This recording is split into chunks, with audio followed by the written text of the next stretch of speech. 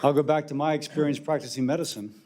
If the patient has the power, if the patient is the reason for the care and not an excuse for the bill, then prices tend to come down. The question is, how do we achieve that? I believe the President is focused on this, and Mr. Secretary, I think you believe this as well. So I look forward to hearing how this administration's proposed budget makes the patient the one in charge. Now, there's some common sense things we can do. How can we get life-saving drugs to patients faster and cheaper? Last week, the Health Committee held a hearing on increasing access to generic and biosimilar drugs, which cost less and allow patients to keep more money in their pockets while still having access to the medicines they need. Another thing that can lower costs is getting new drugs onto market more rapidly.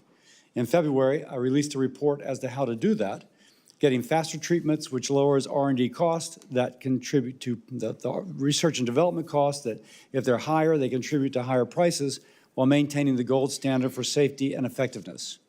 Many of the ideas discussed in my report and by our witnesses at the hearing last week for both new treatments and generics were included in policies that the administration has proposed in this year's budget, and this is something that we can work on together. There are other ways to make health insurance and health care more affordable. Last week, I released the MVP agenda, Money and Value for Patients, MVP, to build upon President Trump's efforts to give money to patients rather than insurance companies to use for their out-of-pocket cost. If paired with price transparency, the patient can shop for the most affordable health care, eliminating unnecessary bureaucracy and eliminating profit that doesn't flow to patients, but flows to entities that pad cost in the system for their own benefit. And that price transparency bill is a bipartisan bill by members of this committee. While we speak of affordability, let's just recognize that if we don't come up with treatments and cures for things like Alzheimer's and dementia and cancer, then the boomer generation could bankrupt our country for the cost of care for these conditions. And the way to address that is to invest heavily in science and to use that investment effectively.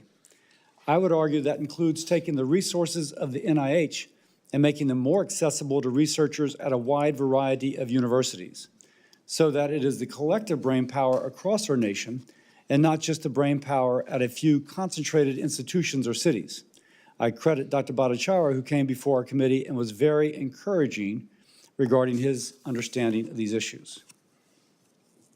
Lastly, standing up for patients includes standing up for the most vulnerable. Protecting women from the dangers of chemical abortion drugs is a step we can take right now to protect life. Frankly, many pro-life Louisianians have been disappointed by the lack of action on this front. We need a willing partner to stand up for life.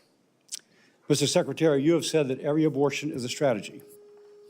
I would say it's time to stop stalling on the safety study for abortion drugs.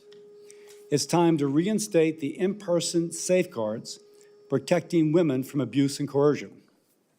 I will note there are criminal charges against a woman, against a mother in Louisiana, and in other jurisdictions, I'm told boyfriends, coercing or tricking a pregnant person into taking these pills. All this would be eliminated with the restoration of the in-person requirement. By the way, this is public record. The young woman, the young victim, was Rosalie Markozich. So, and there is a prosecution of the person that gave. If there was an in-person requirement reinstated by this administration, the doctor would have said, "Do you want this pill?" And she said, "No, I want my baby." And instead, she was coerced, and that's the tragedy that has resulted. Secretary Kennedy, there's so much this committee and the President's administration can accomplish. People in Louisiana are struggling. They expect Congress and the administration to do our part as they do their part. Let's meet the moment. Thank you again, Mr. Secretary, for coming to discuss the proposed HHS budget. And with that, I recognize Senator Sanders for his opening statement. Thank you very much, Mr. Chairman. Good to see you again, Secretary Kennedy. Let me just respond to the chairman. A strong majority of the American people believe that it is women who have the right to control their own lives, not government. And I happen to believe that is where we should be going as a nation. That's a choice of women not the government. It is no secret that the American healthcare system is broken. Every place I go, when I speak, I ask people to raise their hands. Conservative areas, progressive areas, people understand that there is something fundamentally wrong when we are spending twice as much per capita on healthcare as the people of any other nation, and yet 85 million Americans are uninsured or underinsured. We pay the highest prices in the world for prescription drugs. Our life expectancy is significantly lower than other wealthy nations, and for working class people, it is 6 years shorter than for wealthy people in this country. System is broken. It is designed to make the insurance companies and the drug companies extremely wealthy, and that is what's happening, and ordinary people are being left behind. I would have hoped that we would have an administration that would stand up for average people and say, you know what? Let's do what every other major country on earth does, guarantee health care to all people. Think that's a radical idea? Every other country on earth does it, and they spend substantially less than we do. And yet we are moving in exactly the opposite direction as a result of the quote-unquote big, beautiful bill. 15 million Americans have been thrown off the health care that they need. But that's not the only problem that we have with what Secretary Kennedy and the President are doing. I talk to doctors, as I'm sure everybody on this committee does, in my own state of Vermont and all over this country. And doctors are extremely concerned by many of the actions that we're seeing from HHS and the CDC. They are concerned that Secretary Kennedy has directed the Centers for Disease Control to publish false information on its website suggesting that childhood vaccines cause autism, despite the findings of more than 40 scientific studies in 7 countries that there is no link between vaccines and autism. We have seen HHS spread misinformation about the safety and effectiveness of the measles vaccine during the largest measles outbreak in the United States in over 30 years. We have seen HHS remove the director of the CDC because she refused to rubber stamp the very dangerous and unsubstantiated vaccine recommendations coming from the agency. We have seen the agency defund promising vaccine research that will leave us woefully unprepared. Mr. Chairman, you will remember a couple of years ago, we had the leading experts in this country, and we asked them, I think we all did, do you anticipate another pandemic after COVID? And the answer was unanimously, yes, there is a fear. Nobody knows when another pandemic will come. And we are now woefully unprepared to address that crisis if and when it comes. We have seen CDC and HHS under Secretary Kennedy's leadership. We have seen now 3,800 people in America have been infected with measles, the worst outbreak in over 30 years. Vaccination rates across the country are falling because parents, I think, are very confused about what they're hearing from Washington, and children are dying as a result. So right now we are looking at a healthcare system which is broken, and we have leadership in Washington which is making it even worse. And what I will chat with you about when I have my question, Secretary Kennedy, is things that you have written which call in doubt the very existence of the germ theory, which is the modern basis of modern medicine. Yeah, let's talk about that in a minute. But bottom line is what we would like to see is a broken healthcare system improved. Most of us believe that healthcare is a human right, that all people should have healthcare, and that we need public health policies which keep our kids and all people healthy, not moving us in the other direction. Thank you, Mr. Chairman. Thank you.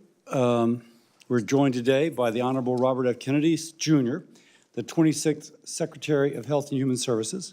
In his role as Secretary, Mr. Kennedy is responsible for overseeing the nation's civilian federal health agencies, which support direct services for over 150 million Americans and keep all Americans safe by supporting sound science and through the regulation of medical and consumer products. I look forward to hearing from you today, sir. Thank you for joining us.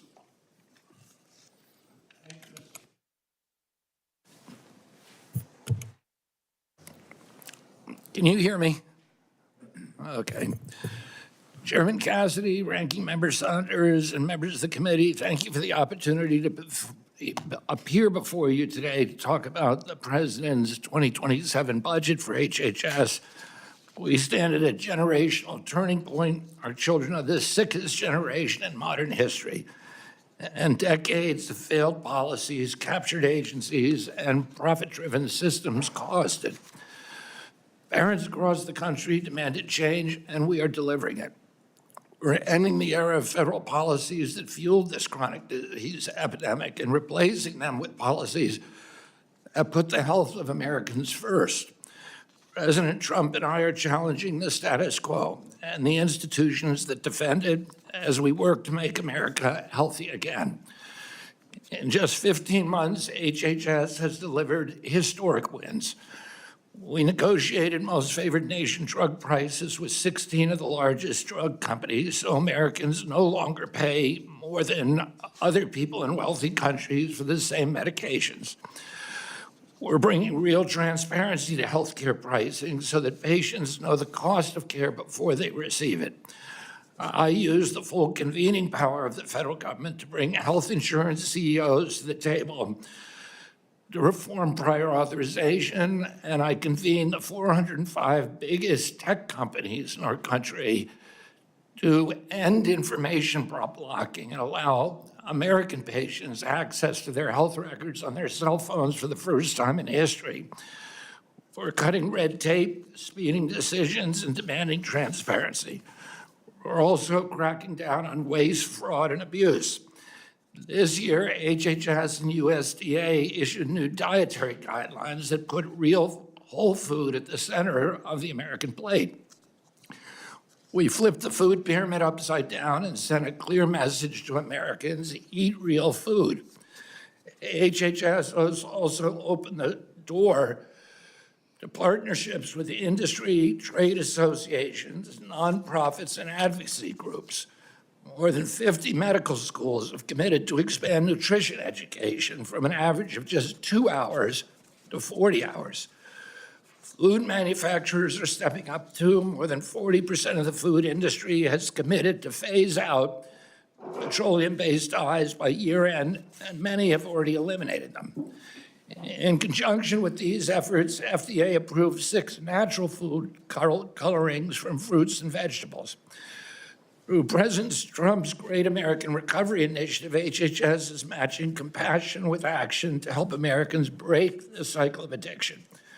At HHS, we are prioritizing patients with ultra-rare diseases and their families and driving faster access to life-saving treatments.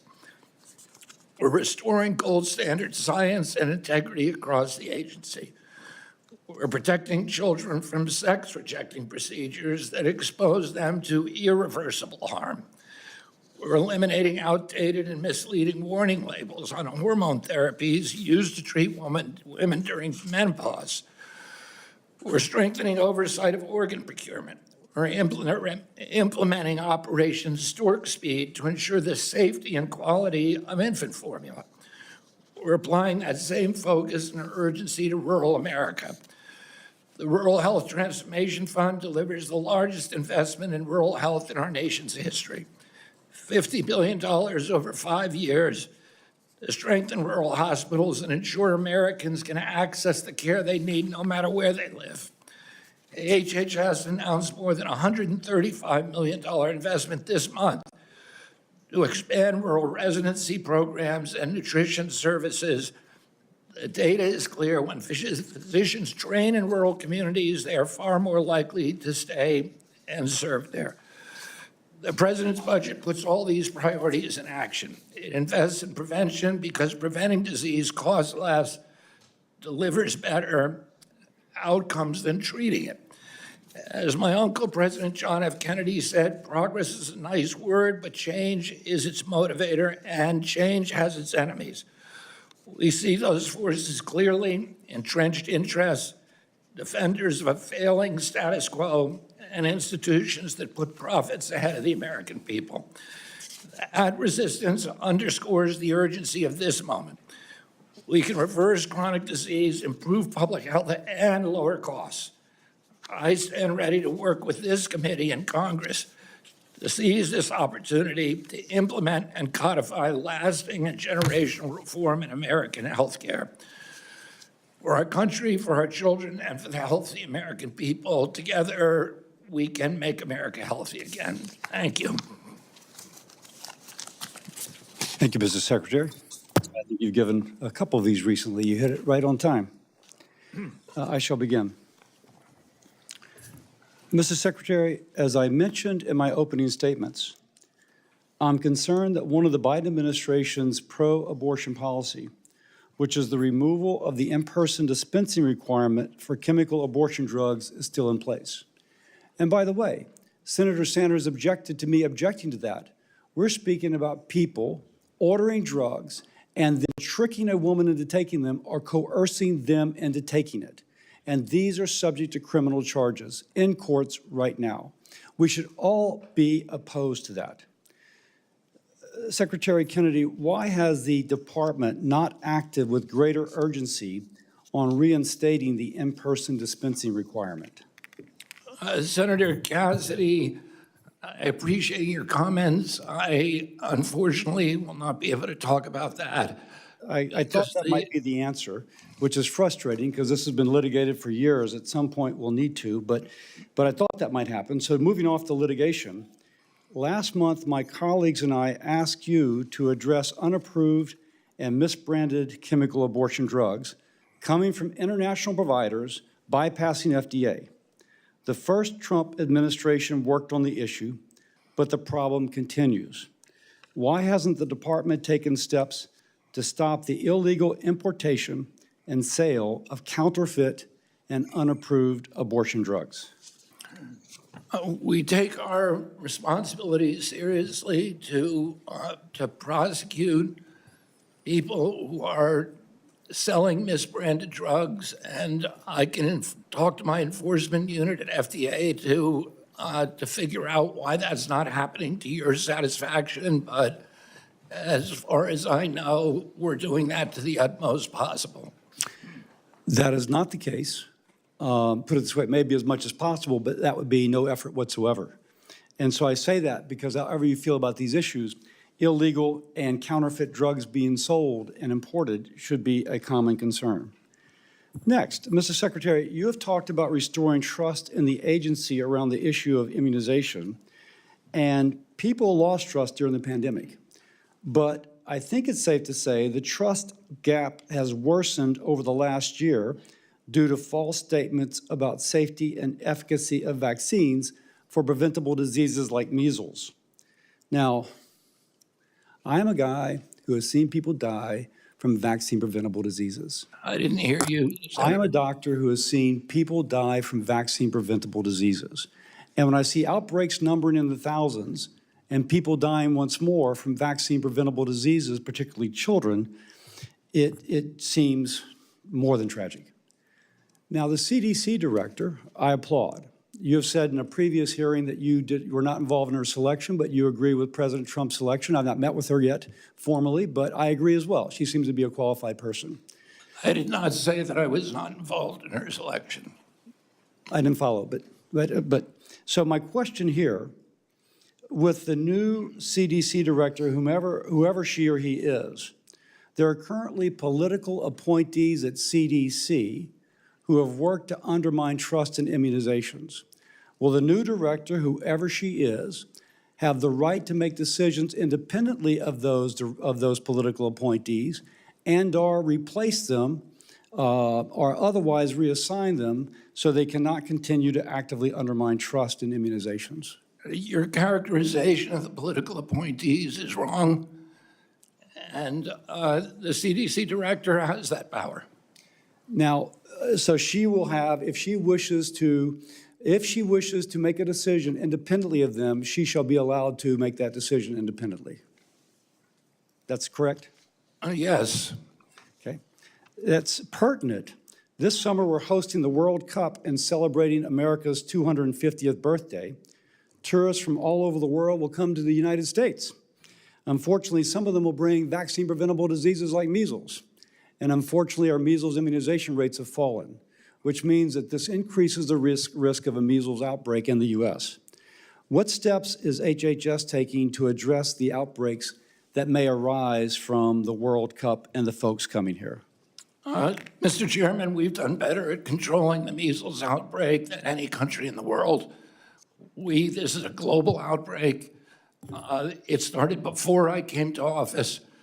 Most of 80% of the children affected are over 5 years old, which means their decision not to vaccinate predated my appointment. We have limited that last year to 2,200 cases. Mexico had 3 times that much with 1/3 of our population. Canada had double that much with 1/8 of our population.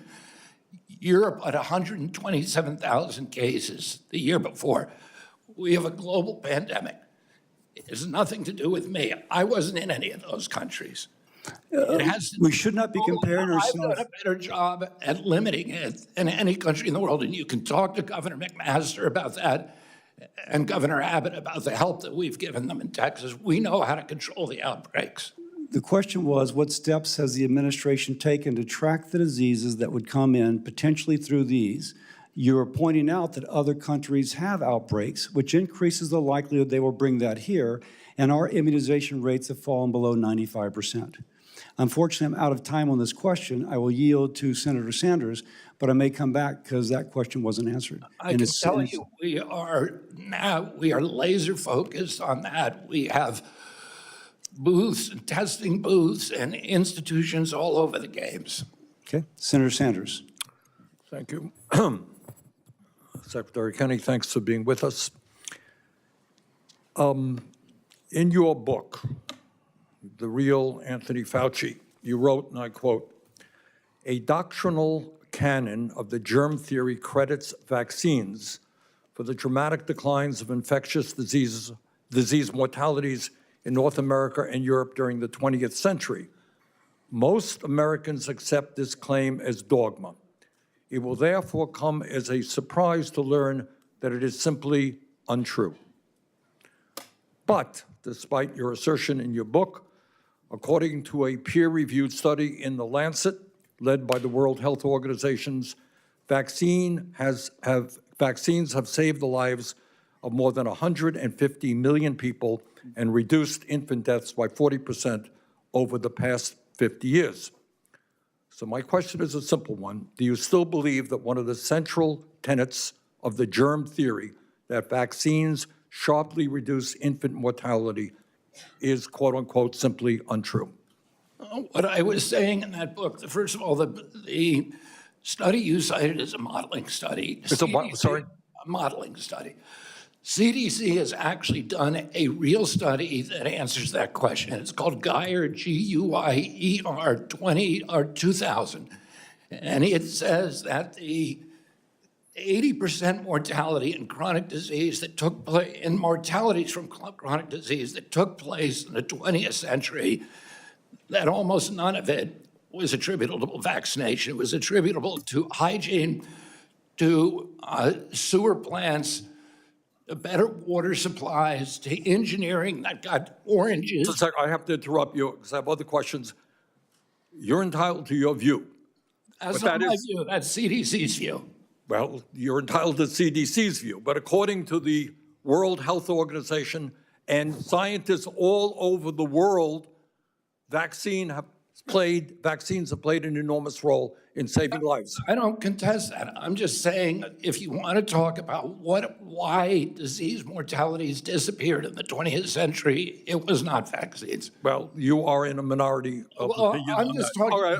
All right, I got other questions. 1 second. All right. Science is not democracy. Secretary Kennedy, you have talked about, I think correctly, the fact that a lot of our kids are eating ultra-processed foods high in sugar. We have, as you know, an epidemic in obesity in this country. We spend zillions of dollars dealing with diabetes caused by obesity.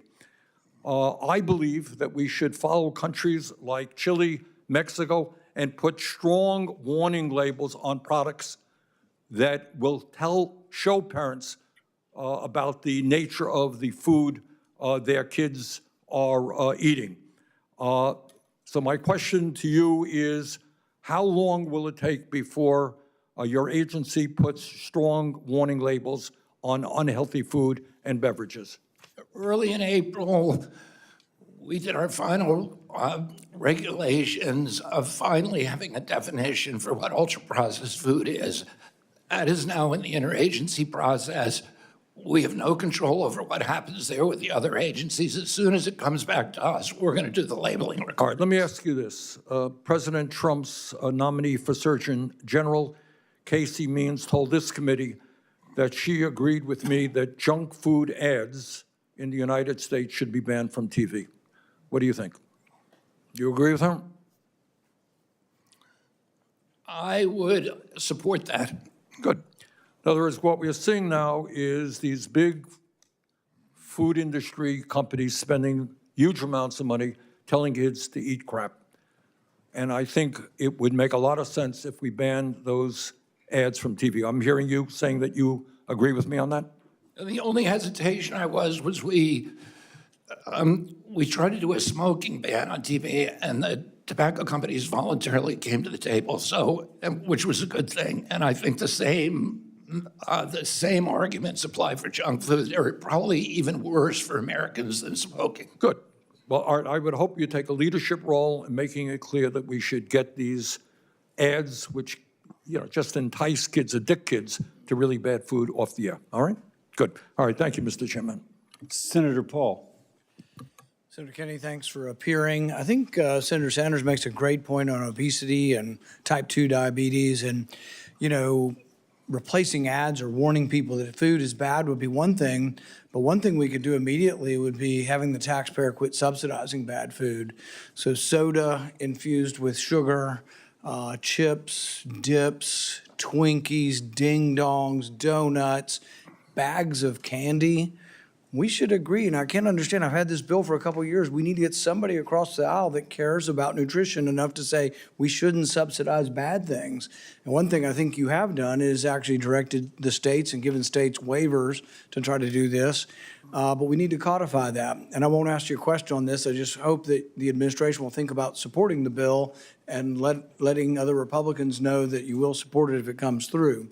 My question is this, though, because I think there's agreement to a lot of problems, but we disagree on solutions. We agree with the problem of high drug prices. It's a problem. Some people, really on both sides, say, well, if we just publish the price, the problem will go away. I'm one who doesn't believe that at all, because I think most prices are fixed, and most consumers really don't care about the prices, why the prices are high. Now, why don't they care about the price? Because they don't pay it. It's either fixed through their insurance company, it's fixed through Medicare, it's fixed through Medicaid. Almost all the prices are fixed. The only people who actually pay the price of the drugs and care about the price of drugs are people who have a high deductible and have an HSA. So there are a couple things we could do that would transform the drug pricing world and the insurance world that cost nothing to the taxpayer. Only about 10% of people have an HSA.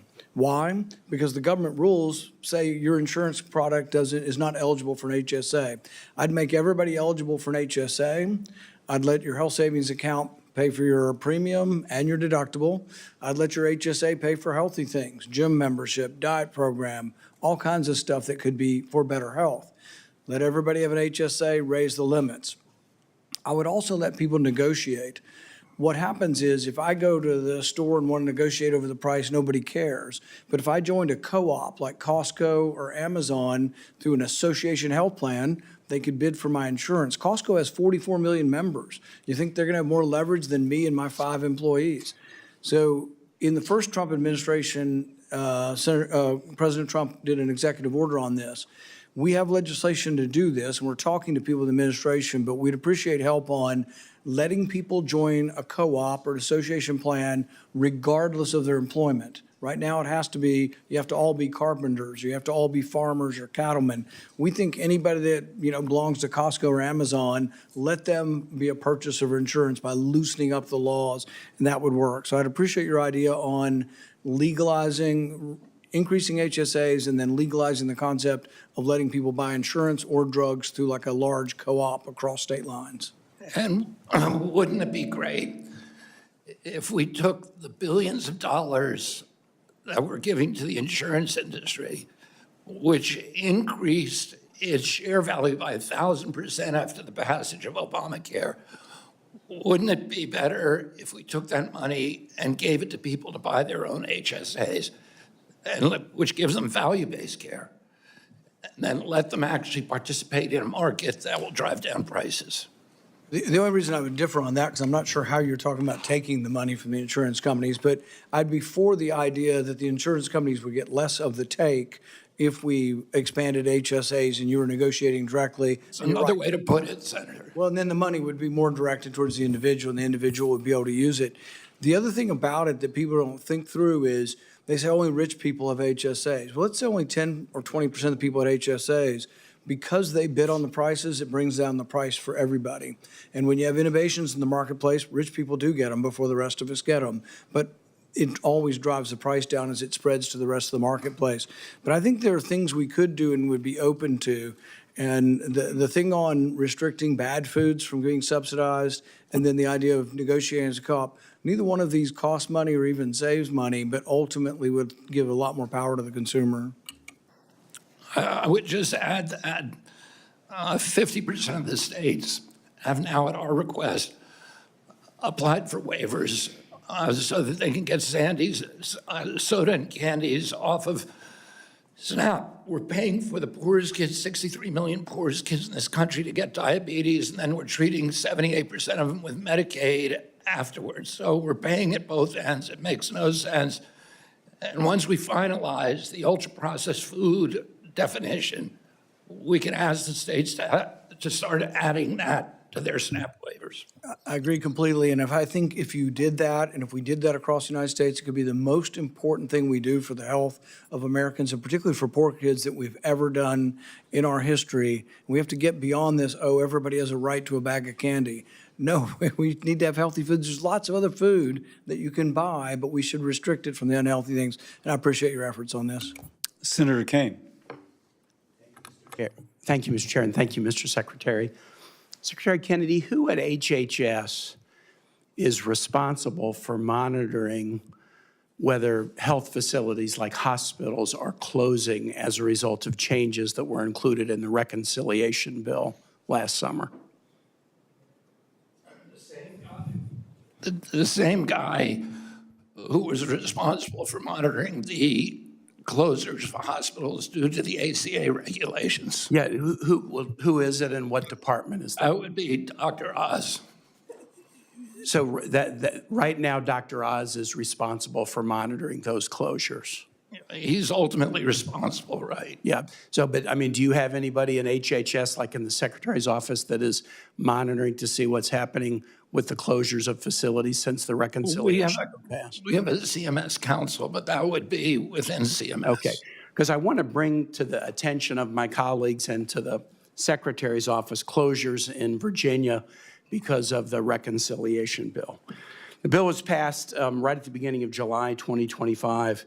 Less than 2 months later, on September 4th, Augusta Medical Group, which is located in Fishersville, Virginia, rural Shenandoah County, announced the closure of 3 clinics, 2 rural primary care clinics and 1 urgent care clinic.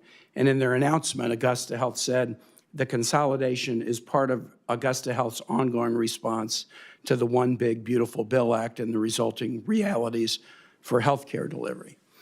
Then on December 19th, 2025, Centra announced its decision to discontinue all OBGYN services at their Centra Southside Community Hospital in Farmville, which is in rural Southside Virginia. And the announcement, Centra said, quote, Centra, like other rural healthcare providers, must adapt to significant financial and operational challenges, including recently enacted reductions in federal healthcare funding. And then just in the last 2 weeks, Valley Health, which provides healthcare in the northern Shenandoah Valley in and around Winchester, announced it was making significant changes across its hospital system, including closing an observation unit that serves patients too sick for discharge.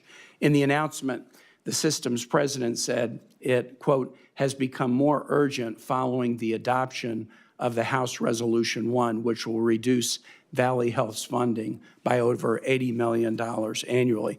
Mr. Chair, I'd like to introduce into the record these announcements and press articles about the closures of facilities in Virginia Without because objection. of the bill. These are not hypothetical losses. The Medicaid adjustments from last year were actually not scheduled to actually be implemented for a while, but these institutions look at the Medicaid percentage of their population and the Medicaid changes, and they realize they just can't make it work. And all of these closures in Virginia, the OBGYN ward in Farmville, so you have to travel a lot farther to have kids, primary health clinics, all of them are in rural Virginia. And overall, the Virginia Hospital Association indicates that they'll lose $34 billion over 10 years as a result of the OBBA. Now that I know that CMS should focus on that, or Dr. Oz should focus on that, I'll direct my questions that way. But I think it's important for everybody in this room to know if these closures in rural Virginia are happening even before the Medicaid changes get implemented, we're going to see an awful lot more of them. Can I reply? Please, please. First of all, Senator, I think it's an absolute tragedy to lose those hospitals. I know what that does to rural areas from touring the country, that you're not just denying people access to health care, but it is an economic driver for those communities. It's the largest employer, in many cases, the highest pay, and businesses will never move there once that facility closed. So we're doing everything in our power. This is not a problem that was created by the Trump administration, the one big, beautiful bill, which hasn't even gone into place yet. Yeah, but can I just say, Lost 120 of those hospitals over the past 10 years. yeah, not in Virginia, interestingly enough, not in Virginia. And all three of these cited the reconciliation bill as the reason for the closures. I'm glad you walked through the challenges, because you're right, it's not just the loss of patient care. It's also the loss of jobs, healthcare jobs. And as you point out, once the hospital closes, it's really difficult for businesses to move into these communities because they realize we can't move because there's no health care available. So I like the fact that you connect all the dots in this, and I'm just urging my colleagues, as these Medicaid cuts actually get implemented, I think these closures are going to become even more dramatic and need this committee's attention. I yield back, Mr. Chair. Senator and Dr. Marshall.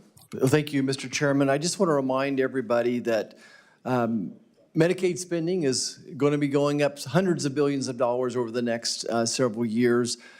I think the Trump administration has done more for rural health care and the rural economy than any administration. Mr. Secretary, maybe you can just talk a little bit about the monies. I mean, real monies, $1 billion in the Medicaid range, an extra $1 billion we've given to Kansas, another $220 million for the Rural Health Transformation Fund. What has the Trump administration done to help fund rural health care? Well, first of all, one of the Democratic talking points is that we've cut Medicaid by $1 trillion, but CBO disagrees with that. The recent CBO report from 2 weeks ago says that Medicaid will raise from about $600 billion to $900 billion by 2036, a 47% increase. Only in Washington is that considered a cut. Second of all, the president is making the biggest investment in rural health of any administration in history. The Rural Health Transformation Fund gives $50 billion, and just to put that in context, over 5 years, Medicaid, which we've just heard is closing hospitals. Medicaid only gives 7% of its funding to rural hospitals. It's about $20 billion a year. We are now increasing that influx of federal funds by 50% per year, $10 extra billion a year. This gives those hospitals a chance to restructure to rebuild their infrastructure, to install telehealth, to remodel themselves, as you've pointed out. A hospital cannot exist. The business model is failed for a lot of those hospitals. Again, 1.6 patients a day. You cannot have an overnight hospital and have a business model that works. We need to have another model, and we need to help them transition to that. And that's one of the things that the Rural Health Transformation Fund will do. Yeah, thanks, Secretary Kennedy. Let's talk about something near and dear to our hearts. You were committed to make America healthy again, and very specifically targeting children and their health. Just tell me some of the things that you've done and where are we going briefly? What's the goals for the next year to help make America healthy again? Well, thank you for that question, Senator. I think probably the most impactful thing that we've done is change the food pyramid.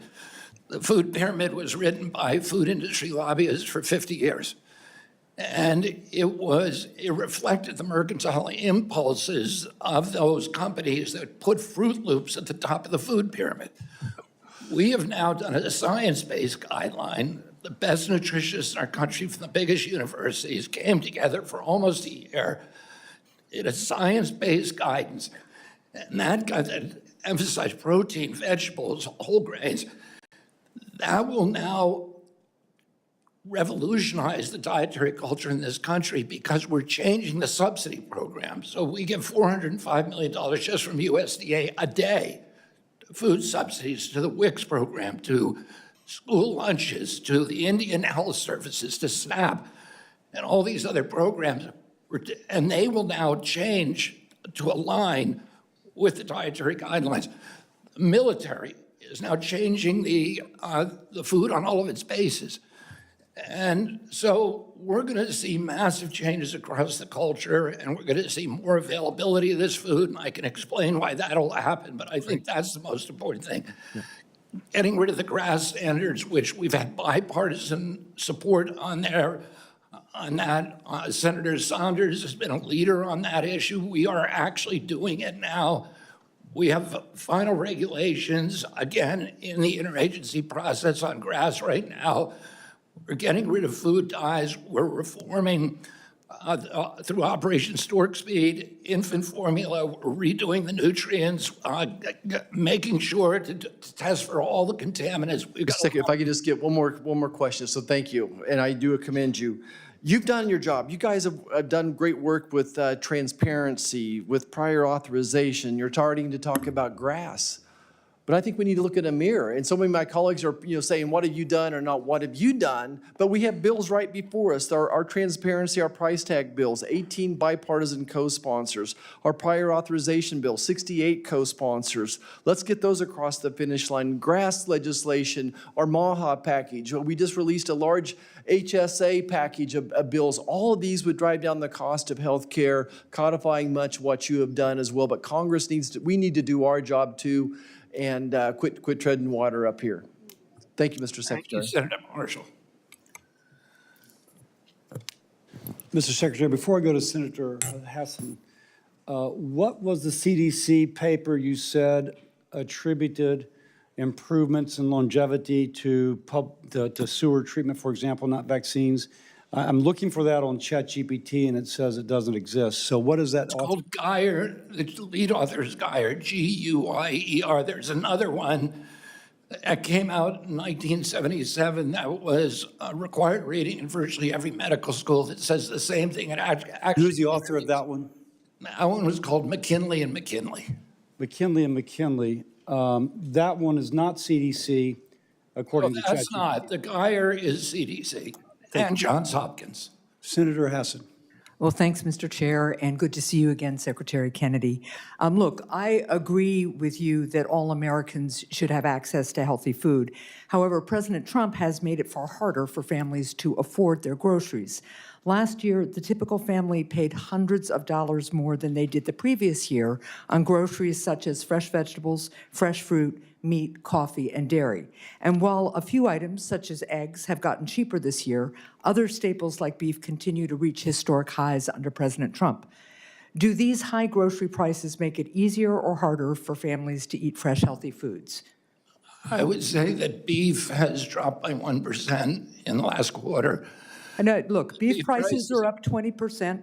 Banana prices are up nearly 7% since President Trump took office. Cheese prices are up 6%. So again, when groceries get more expensive, easier or harder for families to afford the very healthy foods that you want them to eat?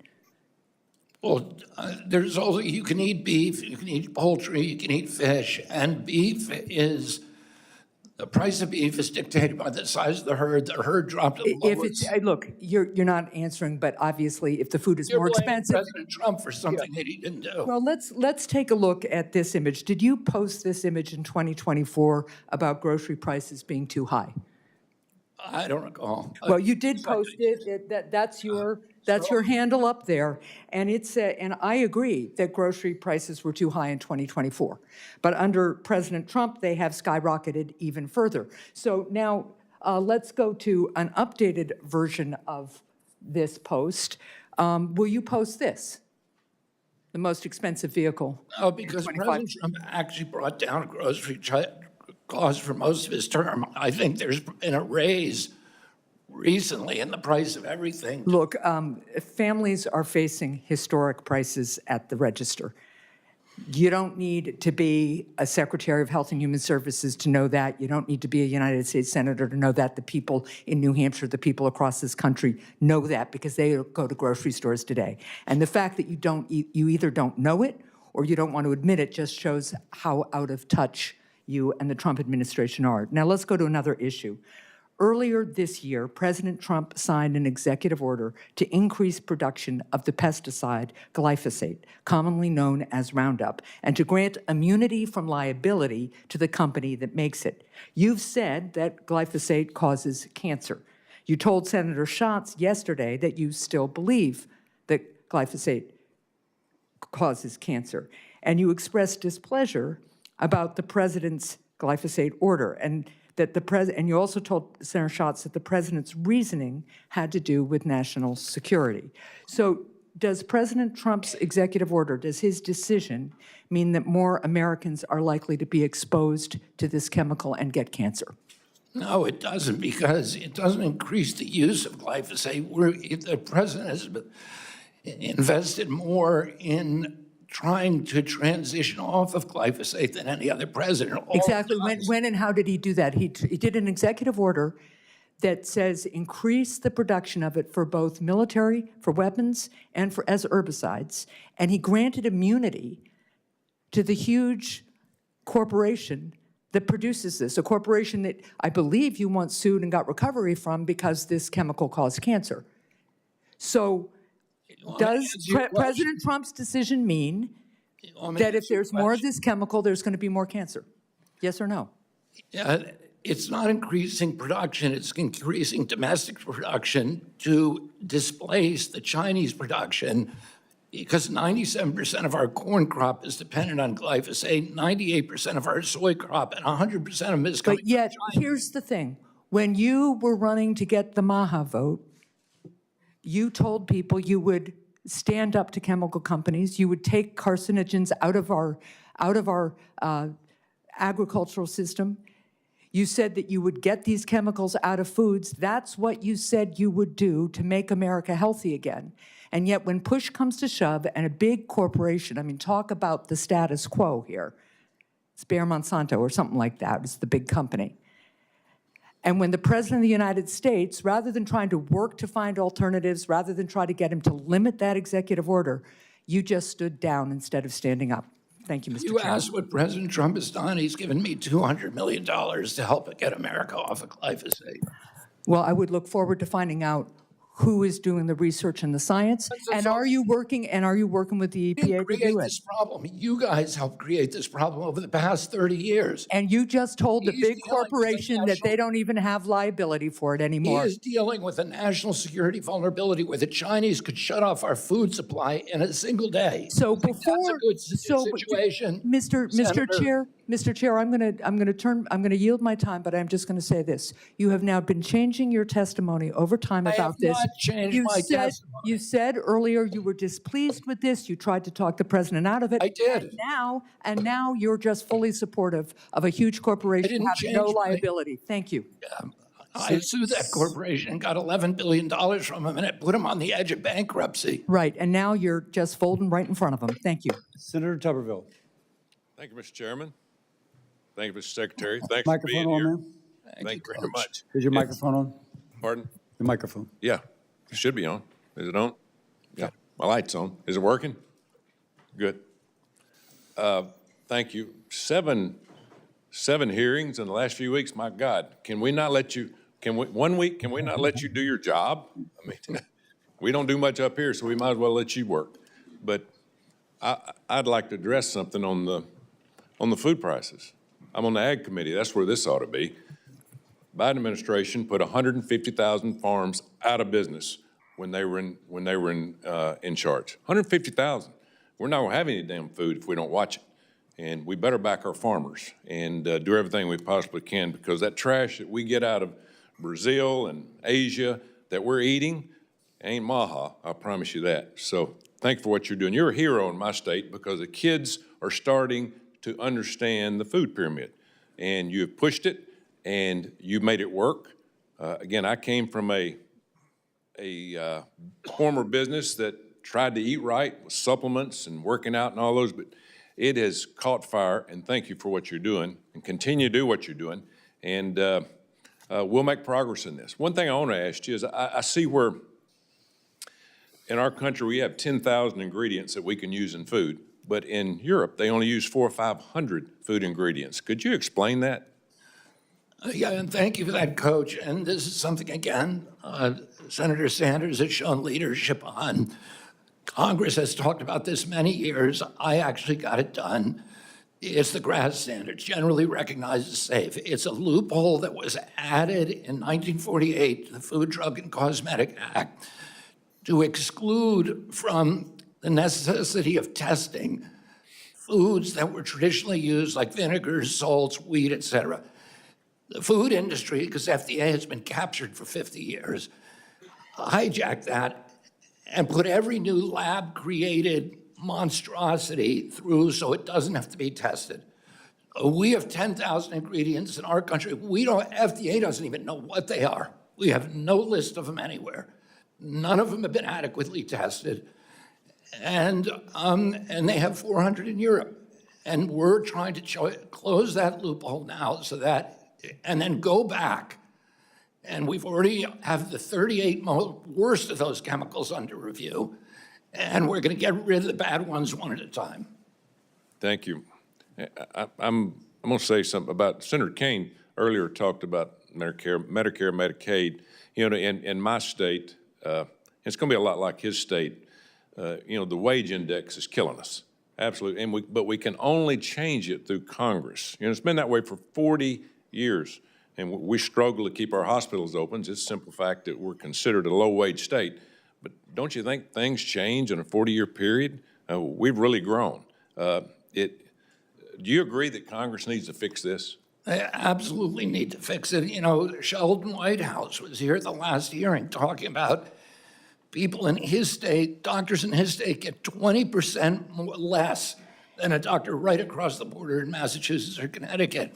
But the rural areas are the areas that are suffering the worst. I can't change it because of the Social Security Act. But we need to change it or we're going to lose all these rural hospitals. Thank you. And food dyes, petroleum-based synthetic food dyes. Thank you for what you're doing. Thank you. And it's we just need to keep that momentum going. It's so important. There's no reason we should be using those dyes in our food.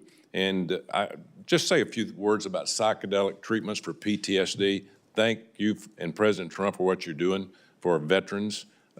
It's worked. It's worked in our state. And thank you for agreeing to look into it and make it happen more and more. Could you say something about psychedelics? Well, the chair of the Department of Johns Hopkins said that ibogaine specifically is the most promising treatment for depression and PTSD that anybody's ever seen. And right now, veterans who have served this country, who have come back from deployment with severe PTSD and who are killing themselves, 23 a day, they're having to go down to Mexico to get this treatment. We don't know much about doses. We don't know much about screening. We don't know much about the protocols. We need to get this promising treatment here. We need to do the proper studies and make it available to these vets, and we're doing that right away. Thank you. Thank you, Mr. Chairman. Senator Blunt, Rochester. Thank you, Mr. Chairman. The United States first became measles-free over 25 years ago, a quarter of a century. We have maintained that status in every year since, until you became secretary.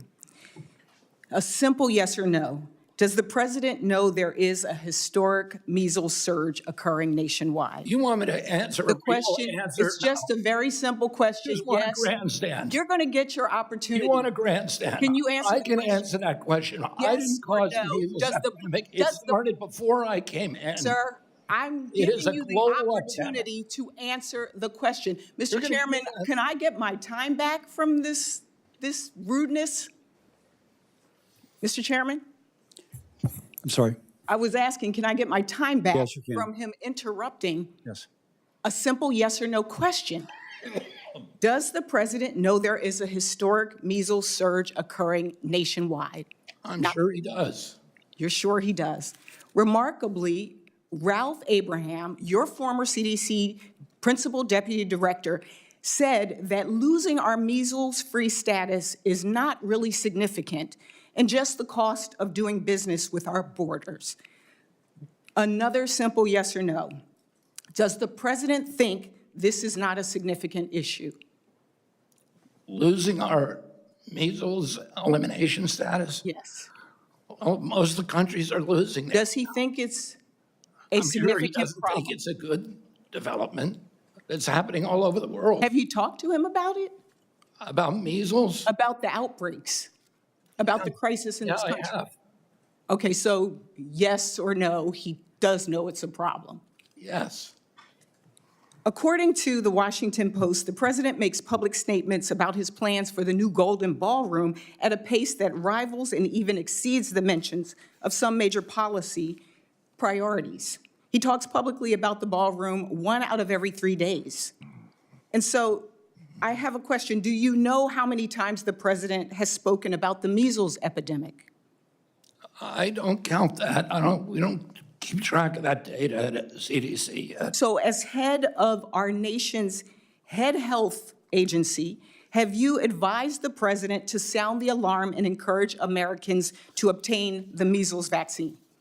Am I going to get a chance to answer this, or you're just going to talk?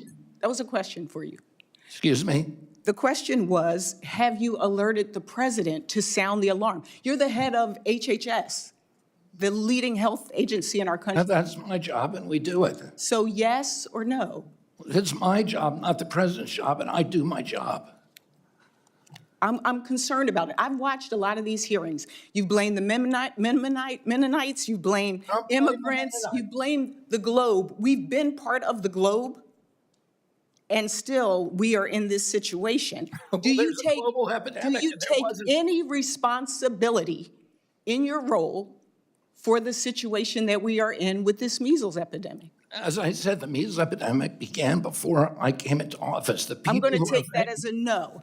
The Pan American Health Organization was scheduled to review our measles-free status on April 13th. Did your department request to delay this independent international review of our measles elimination status to November after the election? No. So you did not request it, you had no knowledge of the request, you had no communication with the White House?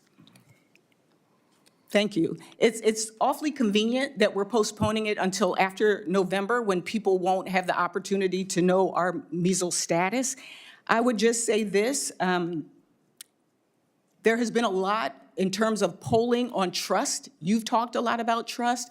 The people don't trust you, and I would ask, what is different from all these other years? You are. If the American people don't trust you, which most of the polls show, I don't know why the president should trust you either. I yield back. Senator Murkowski.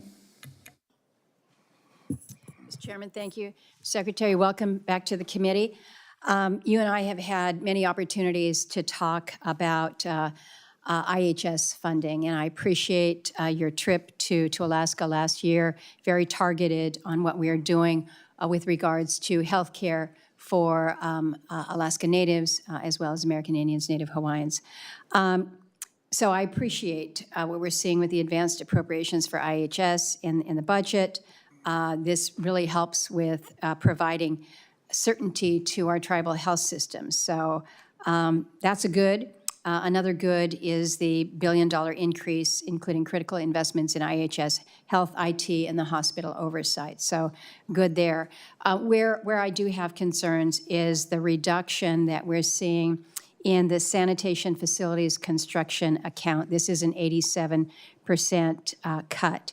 And you have had an opportunity on your visits to Alaska to see what it means when you have communities that don't have running water, that don't have clean drinking water, that don't have sanitation facilities and are using honey buckets. So we've made some good headway under the infrastructure law, but that was intended to supplement, not supplant, our annual appropriations. So I just want to make sure that you are committing on behalf of your folks within IHS to maintain a key eye on funding for tribal sanitation facilities construction.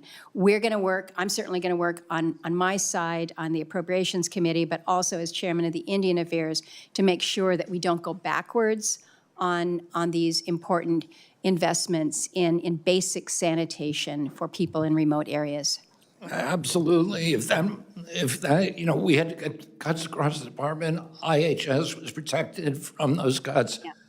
They received $1 billion for infrastructure. Nobody else, I don't know, across the government has received that except maybe the Defense Department. I've made more visits to Indian country than any HHS secretary in history. And if, you know, we don't like to make any of these cuts, it's up to Congress ultimately. If you appropriate the money, I, of course, will spend it. Well, and know that we want to work with you to make wise investments. But again, when we think about those areas where we see just really dispiriting health outcomes in rural areas, so much of it can be traced back to they don't have access to basic clean water and sanitation. So we want to work with you on that. Last year, I had a chance to raise with you the LIHEAP program, the Low-Income Home Energy Assistance Program. We have had a pretty tough winter. I was in Fairbanks over the weekend, and I was reminded that they had 152 consecutive days of temperatures below zero. 152 is a long time to be cold. And so this is where I look at LIHEAP, and it's not just kind of a nice to have, but for so many, it was very imperative. So I'm worried again that that LIHEAP funding is not made a priority. Last April, you eliminated all staff assigned to administer LIHEAP.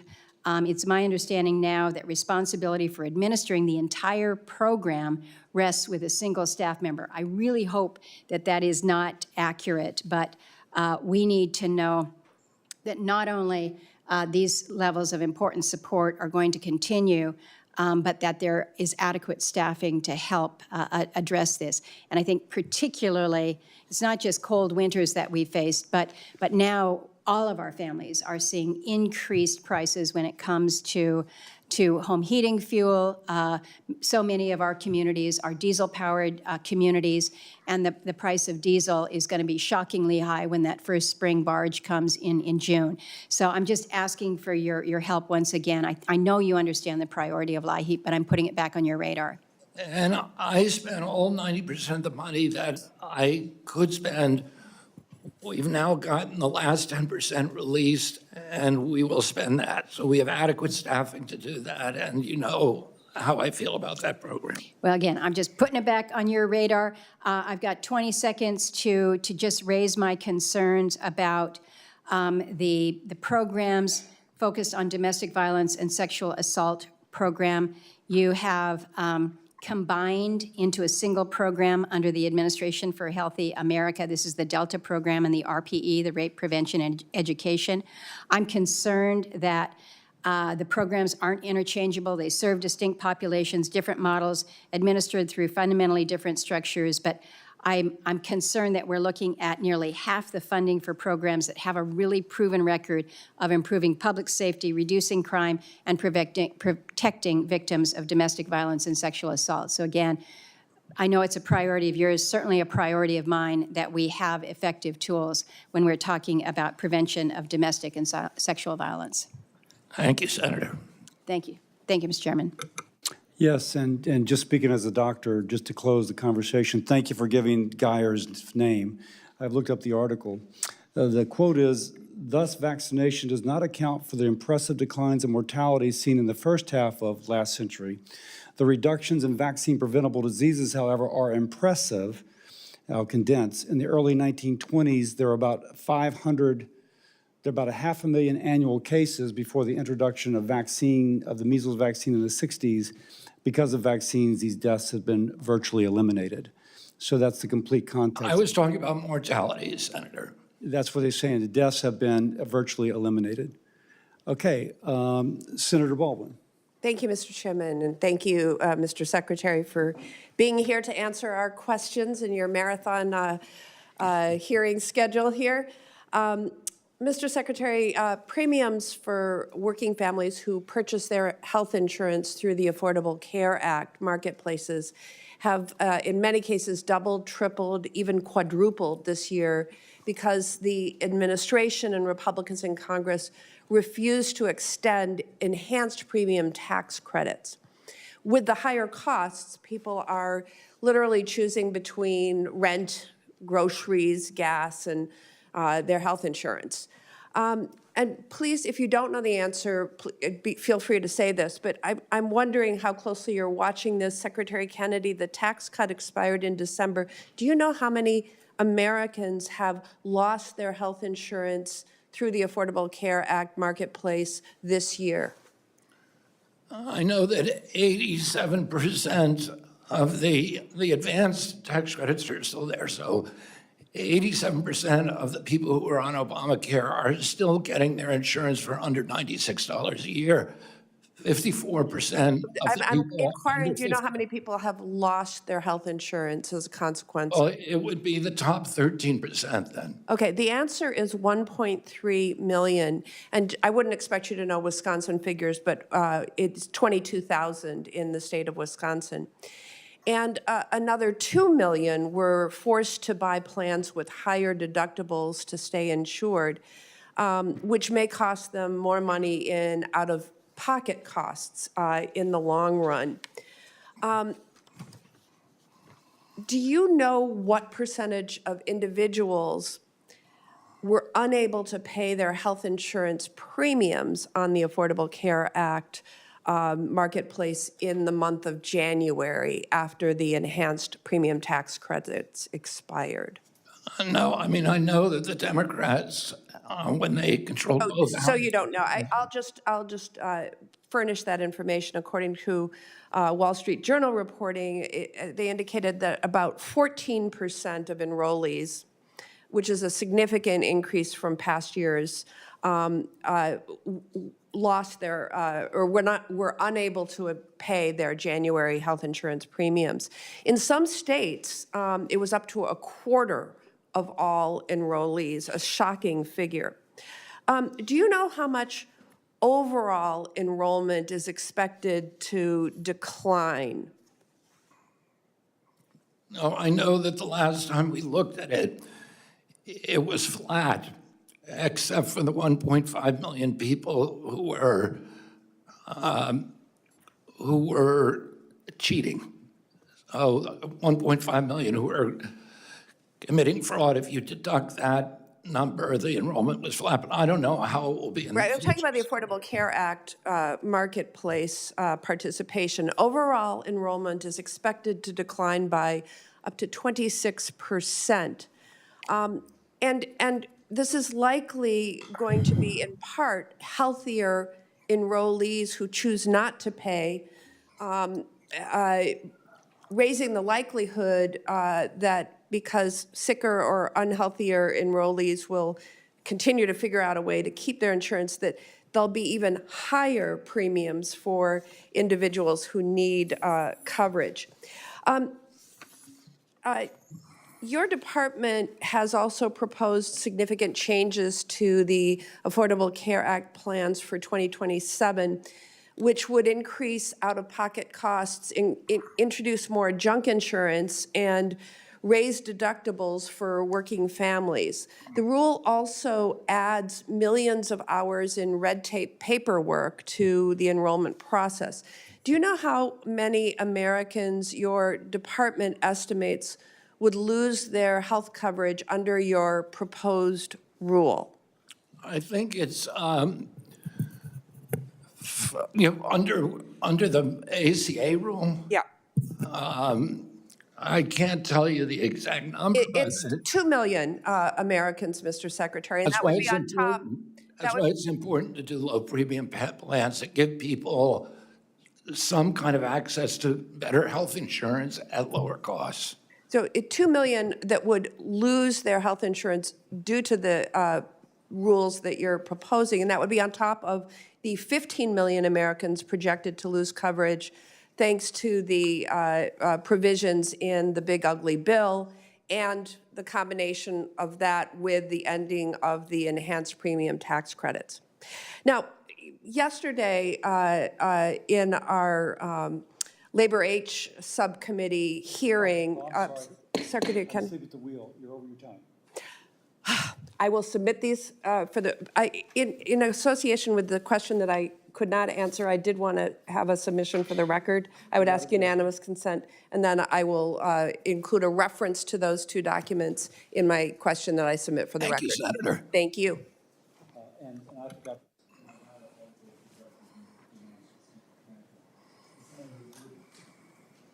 Secretary, thank you so much for taking time to be here. We appreciate it. And thank you, Chairman Cassidy, for holding this hearing this afternoon. I think it's great that you're... Sure. Better? Yeah. I think it's great that you're here and taking on the tough questions and showing the American people how you're thinking outside the box and bucking up against the status quo to try and change the really tragic and sad trajectory we're on in terms of health in this country. Takes a lot of guts to do that, and we appreciate it. And I think talking about where you're wanting to put resources is always a good thing. So thank you very much. I think the most important thing that you are doing is putting in the work, rolling up your sleeves, and trying to reverse course on some of the horrible statistics that, quite frankly, American is paying attention to more now than they ever have. And I think that has a lot to do with you at the helm. 30% of our population is obese. We rank highest overall in cancer burden, and we're seeing cancer rates skyrocketing, especially among our youth. We have over 500,000 cases of people with Alzheimer's. That's expected to go up to 1 million in the next few years. In my state, and certainly across the country, we suffer severely, people suffer severely from the oppression of chronic disease, and no one really wanted to look at the root cause of that critically within government until you started talking about it. You took the helm and started fostering, allowing, promoting scientific debate, true debate. And that's important in this country. I think during the COVID years, that became very apparent. You said it best in your testimony, nutrition is the bedrock of health. As a mom that truly wants to make America healthy again, I couldn't agree more, and I'm glad that we're having these hearings. And I wasn't surprised when you chose Miami, Florida as the place where you announced that you were going to engage hospitals and require that they actually serve nutritious food. I will never forget the time I was in the hospital with one of my parents, and they came in and I was asking what they should eat, what they shouldn't eat of the doctor, and they looked at the plate of food and they're like, none of this, none of this. And that's exactly why we were in the hospital. I thought that was very strange. But so many Floridians end up in the hospital because they've had a lifelong diet of ultra-processed, polluted food. And so how can we hope to heal people in a medical setting when the food we're serving them is nutrient deficient, infused with microplastics, pumped full of added sugar, artificial dyes? We know that so much of this can contribute to weakening the immune system, can contribute to cancer. So many of our schools aren't even serving food that meets the highest standards, certainly what you would call, I guess, the MAHA standards. Anywhere between 30 and 60% of a child's nutrition comes from school meals, so we have to address that. We all want our children eating healthy, nutritious meals, and certainly for their long-term lifetime health, that's going to be important. Prior to your swearing in, the overwhelming majority of medical students received no nutrition education, none. That's insane. That is insane when you're looking at this chronic disease and the rates that we're facing. Less than 1% of lecture hours in medical schools were dedicated to this fundamental part of health. Just last month, you secured historic agreements with well over 50 of the top medical schools in America to require comprehensive nutrition education, giving our future healthcare providers the tools necessary to attack chronic disease at the most fundamental level. I'm so proud 6 Florida schools were part of this agreement, and they are very excited that HHS has invested $5 million to support the integration of this curriculum. So all in all, before you came along and thought to do these things and pushed for these things, we expected to keep working within the status quo and expecting our chronic disease rates to change. So thank goodness you came along. Florida wants to be ground zero for the fight for nutrition. I know our moms want that. I'm part of that caucus. And you and your team have grabbed the bull by the horns. You've partnered with industry. You're standing strong for our kids and for Americans.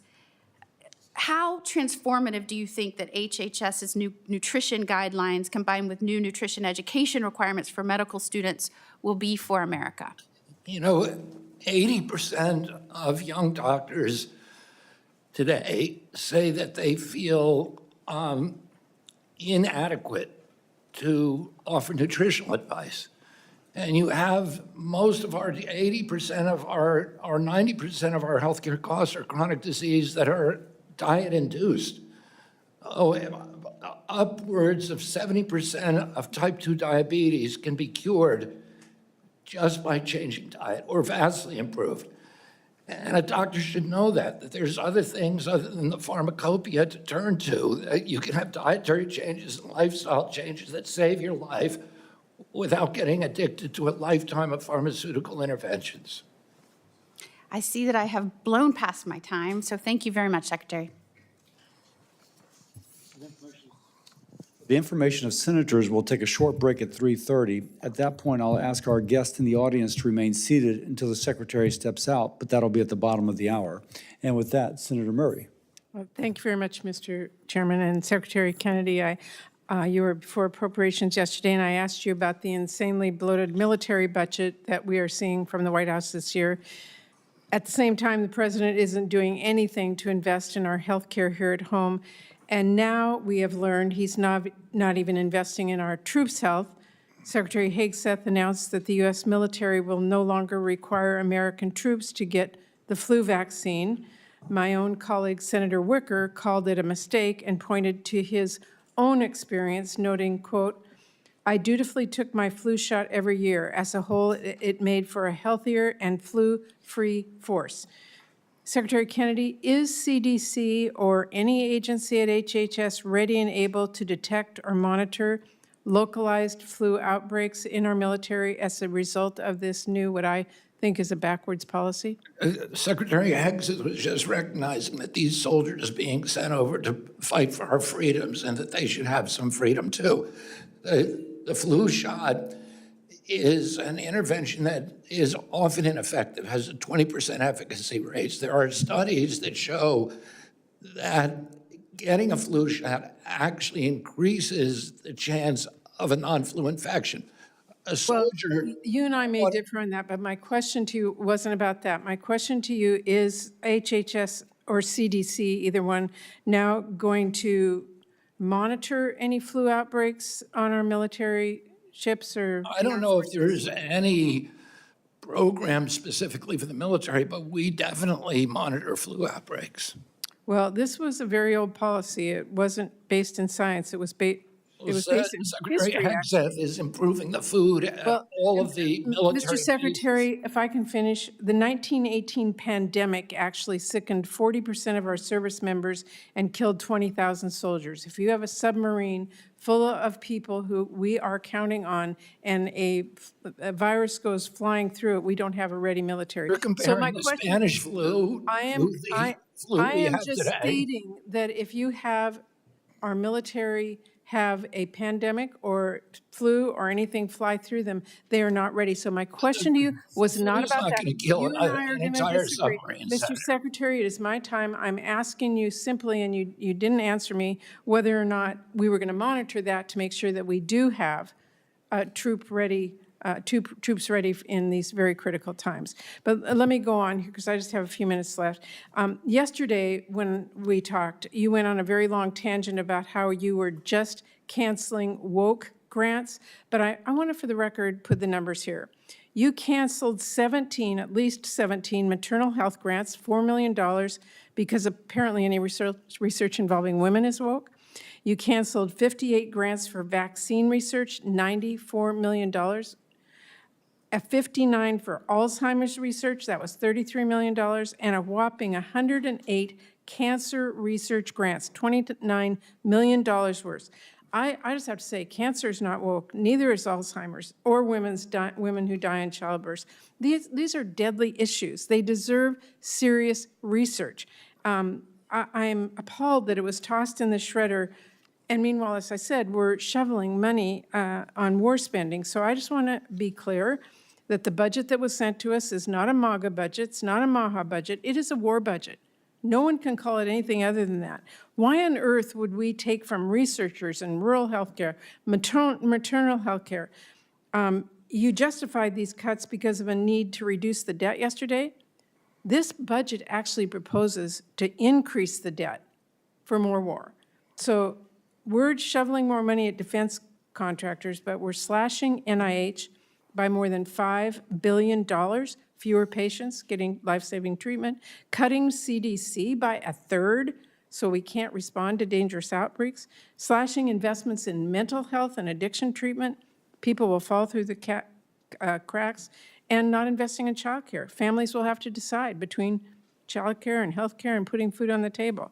So I know my time's almost up, and Mr. Chairman, for the record, I am concerned about the promises that have been broken, and I have some items that I do want to submit for the record. I ask unanimous consent to include these articles. RFK Jr. breaks promise to senators, guts CDC vaccine panel of independent experts. RFK Jr. breaks his promise about the CDC on vaccines and autism. Firing of CDC's vaccine advisors puts spotlight on RFK Jr.'s promises to Cassidy. I have one that is titled, RFK Jr. made promises in order to become a health secretary. He has broken many of them. Bill Cassidy extracted a promise from RFK Jr. Now he sees what that promise is worth. Two more Republican senator who voted for RFK is airing his concerns.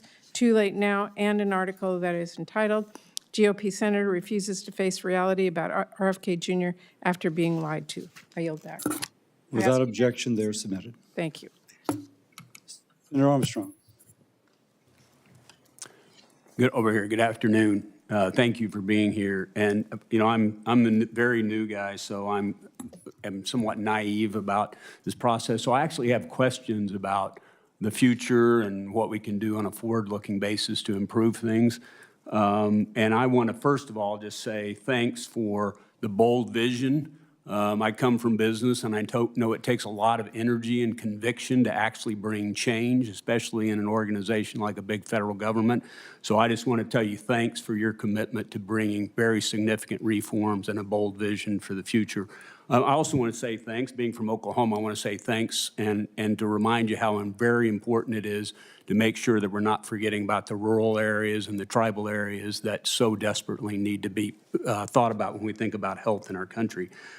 But my question really goes to thinking about drug approval and AI. It's very obvious to me that AI is going to speed up the ability to develop more and more solutions, whether it's drugs, but things that the FDA is going to need to approve. And I noticed that you had the $2 million in the budget for AI, but I'm wondering about what you think in the future can be done within the department to really accelerate the ability to approve and work in parallel with the drug development. Senator, thank you for that question. We've done more, I think, than any agency in government, maybe with the exception of the CIA and the Intelligence Department, to drive AI into all of our functions. At FDA today, we have a voluntary program called ELSA. 90% of the people are using it. And we've used it to dramatically shorten the approval time for drugs from the review of the final application normally takes 60 days. We've compressed that now to about 2 hours. And as a result of that, we just approved 2 cancer drugs, one in 54 days and one in 45 days. AI is going to revolutionize medicine. And it may at some point, make FDA even irrelevant. And it's going to give us the capacity to develop new drugs, personalized medicine for every citizen. You know, I just was reading about a dog that had cancer, and his owner used AI to develop a personalized treatment that cured the cancer. We're going to see that now in medicine, across medicine, and we're very excited about it. AI is very dangerous potentially, but it also has the capacity to bring really great things to humanity, particularly in the realm of human health. Great, thank you very much. Next question I had was around, I noticed that you're consolidating for the big departments there, and curious about how you think things will operate in the future and the advantages of some of the consolidations that you're looking to do. Well, we're reorganizing. I mean, we've been working for a year to figure out a sensible way to reorganize the department. And I'm just going to give you an example of what we had. What we had when I came in. We had 9 separate offices for women's health, 8 separate offices for minority health, 27 separate HIV programs, 59 behavioral health programs, 40 separate opioid programs, 42 maternal health programs, 41 chief information officers, 100 communications offices, 40 procurement departments, and dozens of IT departments, none of them talking to each other. And so it was a target-rich environment for reorganization to streamline the agency and make it more efficient. We've developed proposals for doing just that. And those proposals we are not going to do unilaterally. We are going to submit them to Congress, and hopefully Congress will agree that that's a sensible way to reorganize. Great. Well, thank you very much for the courage and the energy that it takes to take on all that. So very appreciative, and I yield my time. We will now recess for a short break. Again, I ask the audience to remain seated while the secretary departs. I imagine this will take about 5 minutes. The committee stands in brief recess.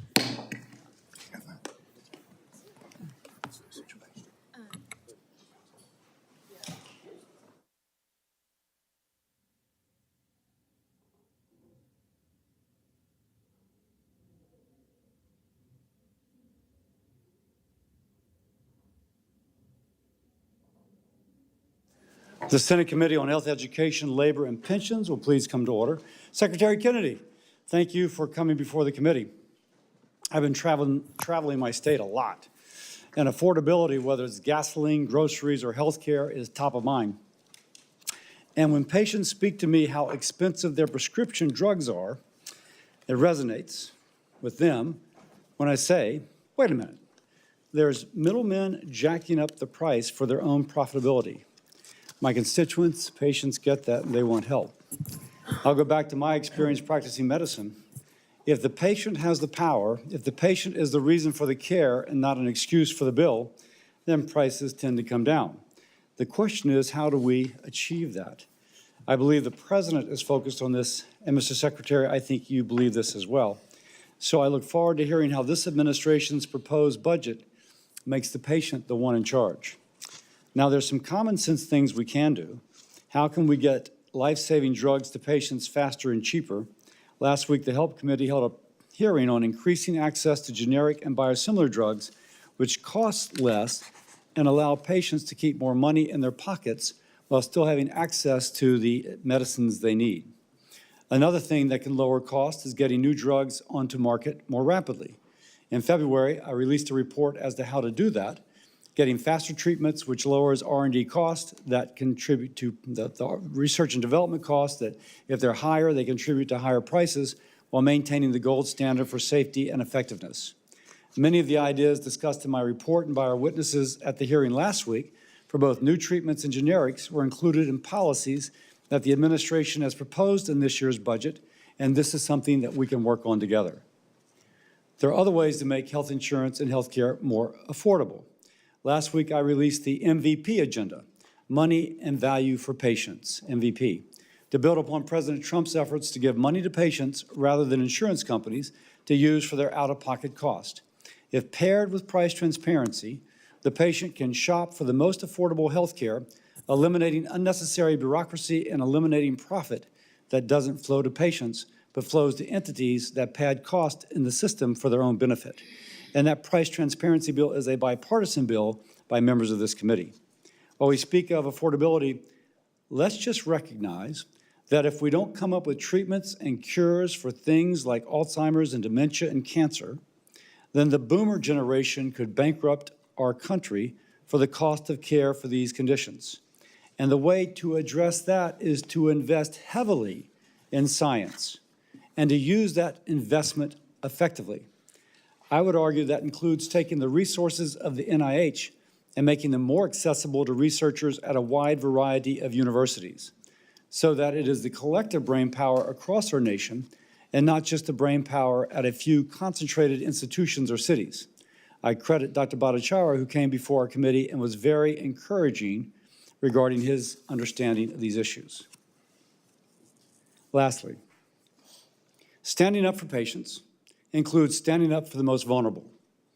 Protecting women from the dangers of chemical abortion drugs is a step we can take right now to protect life. Frankly, many pro-life Louisianians have been disappointed by the lack of action on this front. We need a willing partner to stand up for life.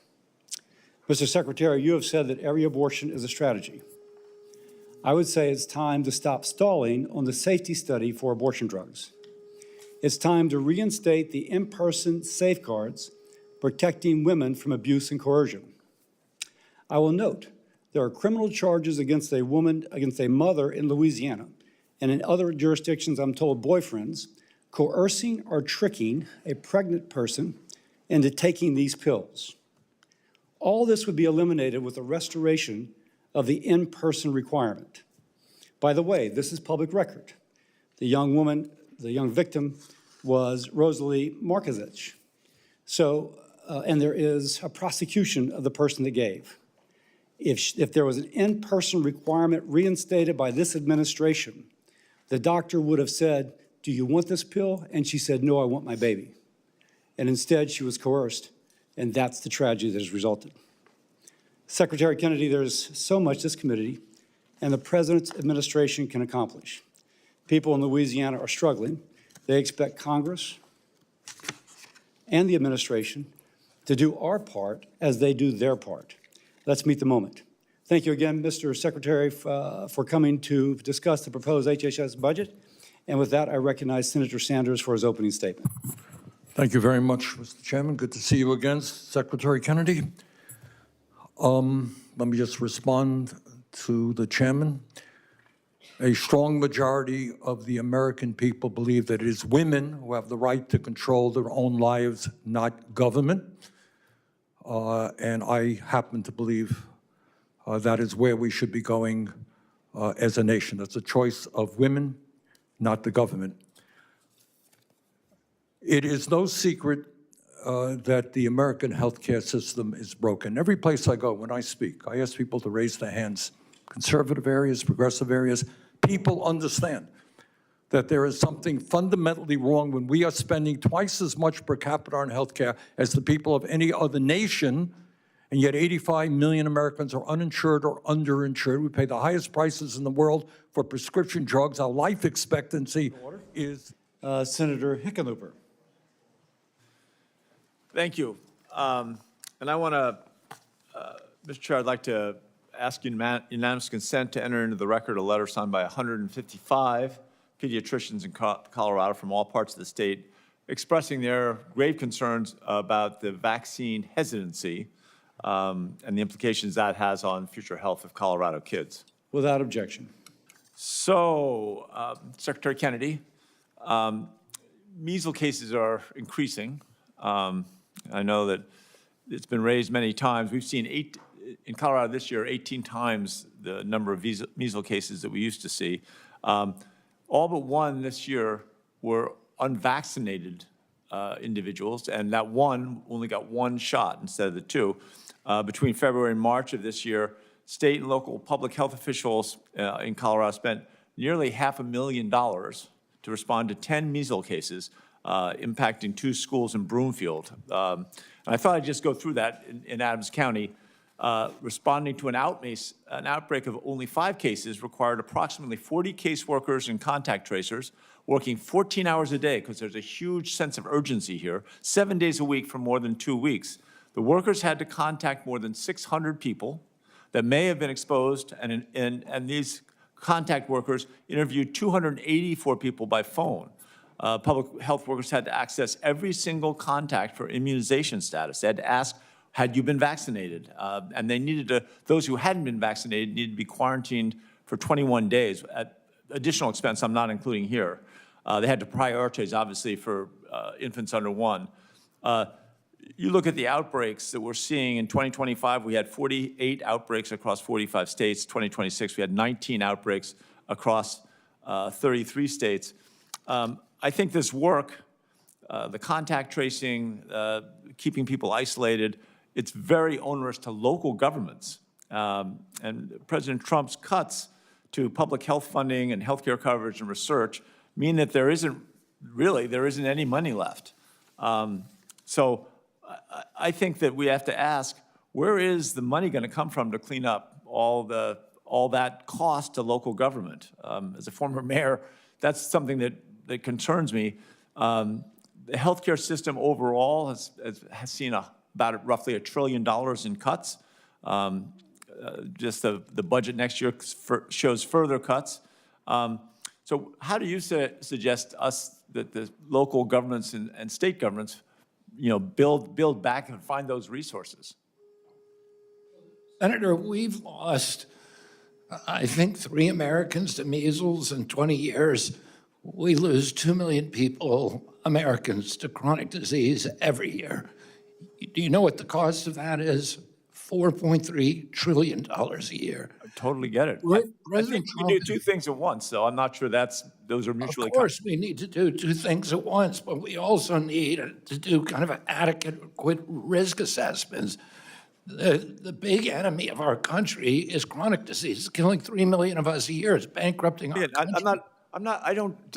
I am on your side on that. I agree that healthcare, that a healthy diet and taking charge of our own health early on is the best pharmaceutical we've got. I agree with all that. This is separate from that and a separate subset.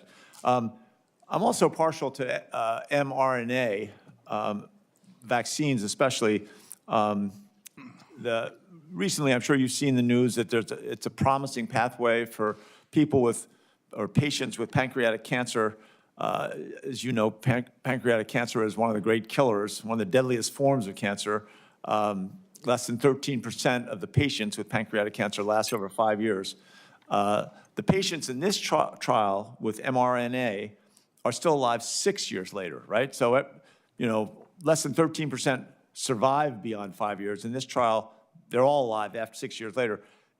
This is exciting for the scientific research community and the promise of RNA research, but we still feel hostility to mRNA technology and the research.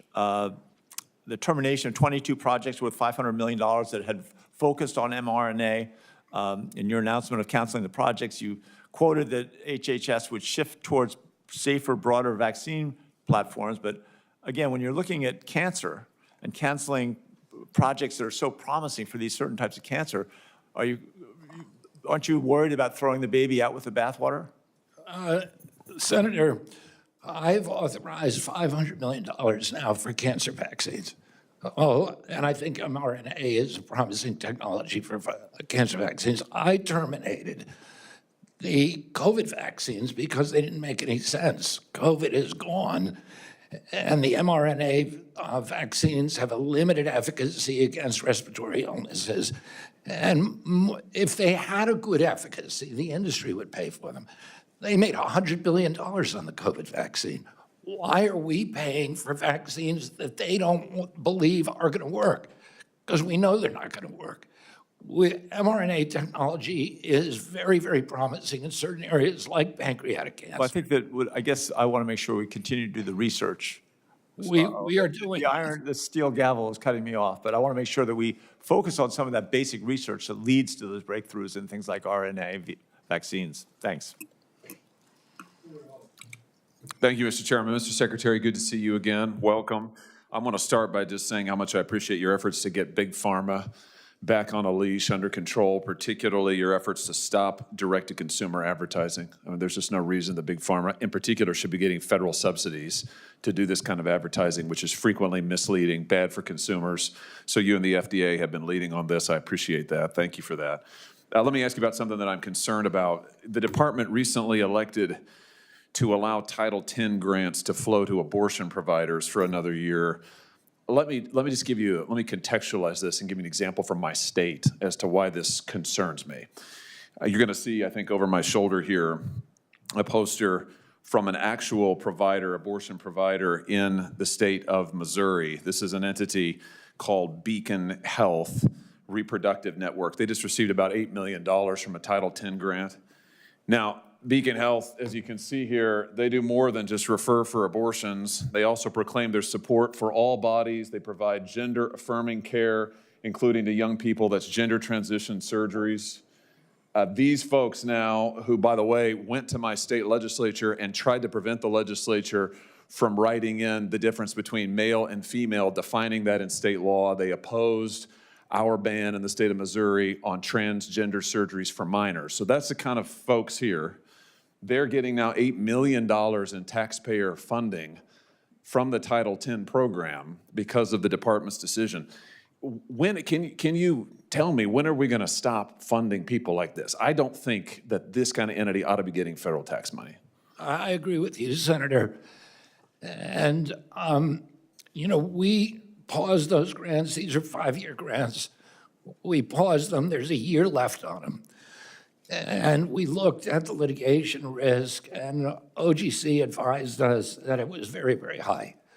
And so we're paying them out the last year. We're monitoring for Hyde Amendment compliance. We've just released NOFOs today that I think that are very aligned with your thinking, and I think you'll be very happy with.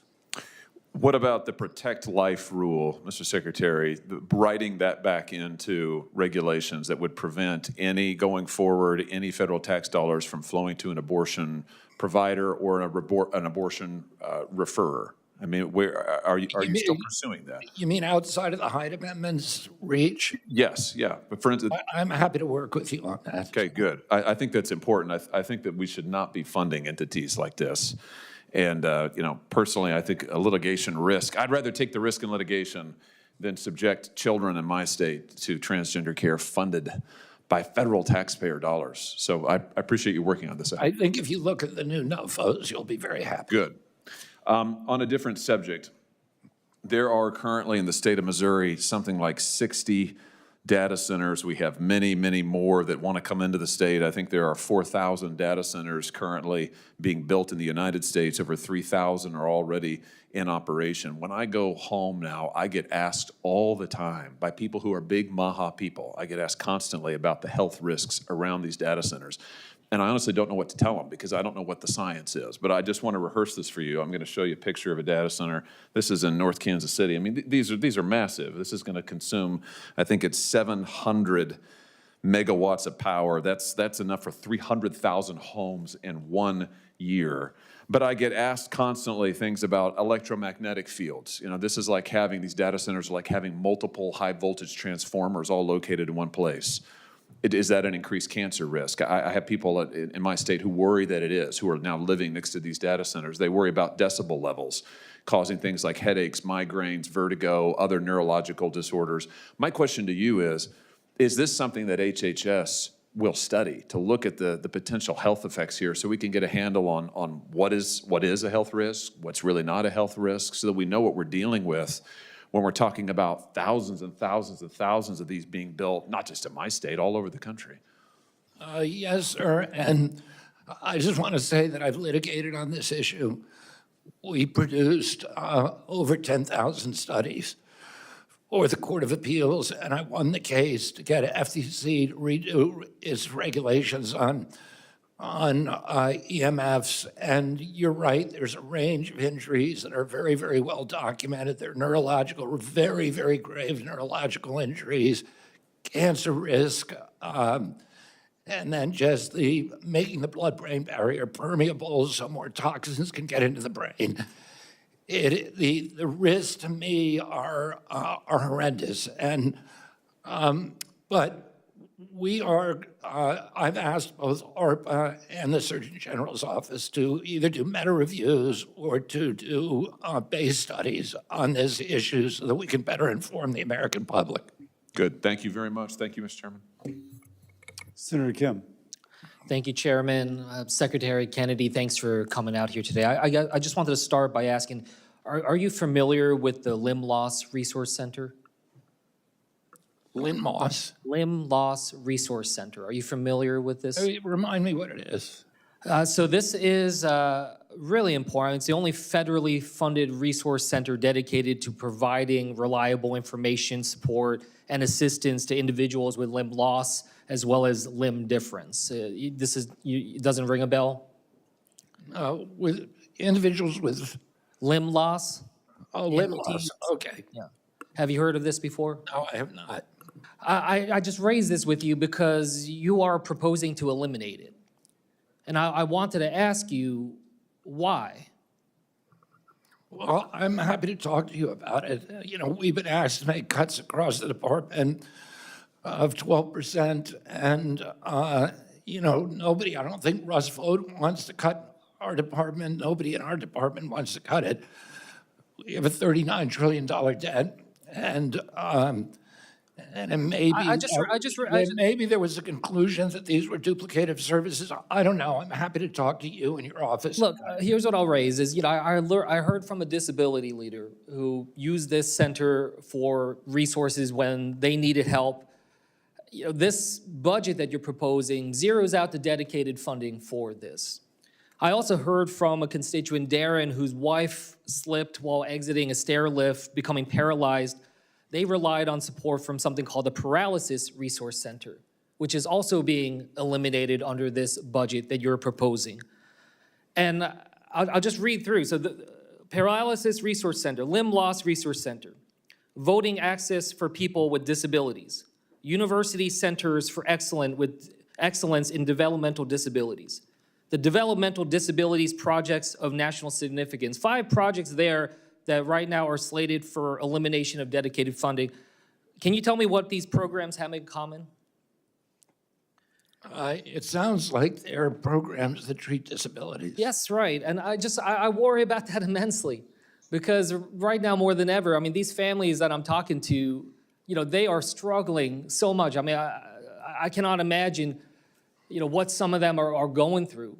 And when they're seeing that level of focus on cutting these resources dedicated for them, and I get it, you know, there's efforts to try to see if they can boost up some state level funding, but the dedicated funding for these programs is very much on the chopping block.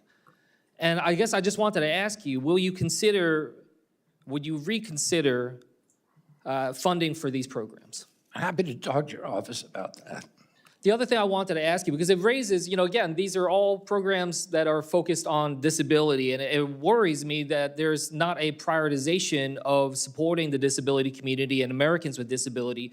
Meanwhile, there is conversation, there are talks and proposals by this administration to move IDEA from Department of Education to your Department of Health and Human Services. And we've heard that, I heard that from the Secretary of Education and others. I think that, I'm hearing from a lot of families that are very concerned, profoundly concerned about this kind of shift. So I wanted to ask you, will you oppose the idea and proposal of this move of IDEA from the Department of Ed to Health and Human Services? I will not. I'm very committed to serving the disability I'm not sure you are, because of what I just laid out here. I mean, the dedicated We're funding. talking about certain programs. We're putting enormous resources into disabilities throughout the agency. My uncle wrote the Americans with Disabilities Act. My cousin Teddy is missing a limb. These are issues that I'm offering to talk to you about. We will follow up on that. We have a $2.3 trillion agency. I don't know, every cut. There's some that we've made mistakes on. But I would tell you this, I'm happy to talk to your office about it. We'll follow back up, but I'll just leave you with this. And this is what I heard from these families, and I wanted to just share it with you. They say that if you are moving IDEA from the Department of Ed to Health and Human Services, you are defining these young students by their disability, engaging them as patients rather than as students who have the right, as anybody else does, for opportunity. So I just want to point that out. Please do not single out these students and these families with disabilities. Mr. Chair, just before I finish here, I just want to ask unanimous consent to submit to the record a press release from the New Jersey Department of Banking and Insurance entitled, quote, "Cost increases from Washington's inaction drives nearly 70,000 New Jerseyans to drop health coverage since January." Without objection. Thank you. With that, I yield back. Senator Banks. Thank you, Mr. Chairman. Secretary Kennedy, I think someone in the media told me this is your seventh appearance before a committee testifying. I can't think of any other cabinet secretary in the Trump cabinet who has been as transparent as you have been, and I appreciate you being here today. I appreciate your service. There's not a day that goes by when I don't hear from a Hoosier mom who tells me to tell you thank you for your leadership and what you're doing. And my wife is in the audience. She's right behind you. She wants me to tell you thank you as well, what you do for families all over this country, but especially in Indiana. What message do you have as we wind down this committee hearing for families that are counting on you and this team to make America healthier again? People have been talking about measles all day long. But when my uncle was president, we spent zero on chronic disease in this country. Now we spend $4.3 trillion just in my agency. The military, Social Security spend more. Altogether, 48 cents out of every tax dollar paid to the federal government is going to healthcare. 90% of that is going to chronic disease. This is an existential issue. We have the highest chronic disease burden of any country in the world. 77% of American kids cannot qualify for military service. It's a national defense issue as well. Diabetes rate, juvenile diabetes have gone from essentially zero among children to 38% of our teens are diabetic or pre-diabetic. Autism rates have gone from 1 in 10,000 in 1970 to 1 in every 31 today. And we need to do something to protect our children. This has got to be our top priority. And infectious disease is important. And one of my jobs is to make sure to stem the outbreaks, which I've done with measles better than any country in the world. But we also can't just talk about that in exclusion to the thing that's really killing our country, which is poor health. During COVID, we had the highest death rate of any country on earth, the highest. So we did worse with COVID than any nation in the world. We had a death rate of 3,000 per million population. There are other countries that had 14 deaths per million population from COVID.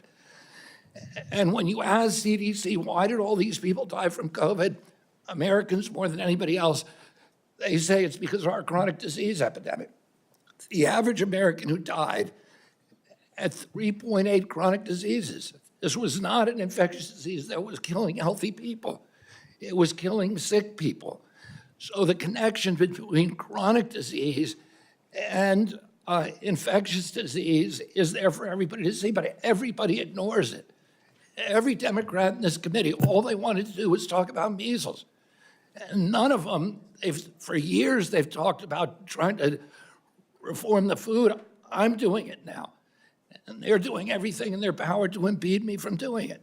So it's all partisanship, it's all tribalism, and it's not real.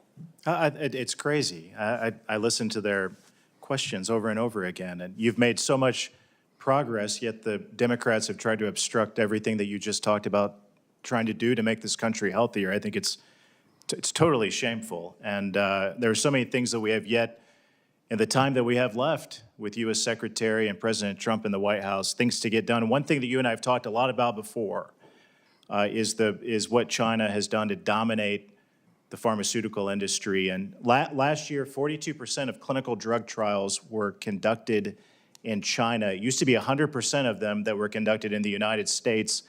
What are drug companies getting out of that? And can you talk about the threat of those drug trials occurring in China instead of in a safer environment in the U.S.? I mean, they're getting faster clinical trials over there.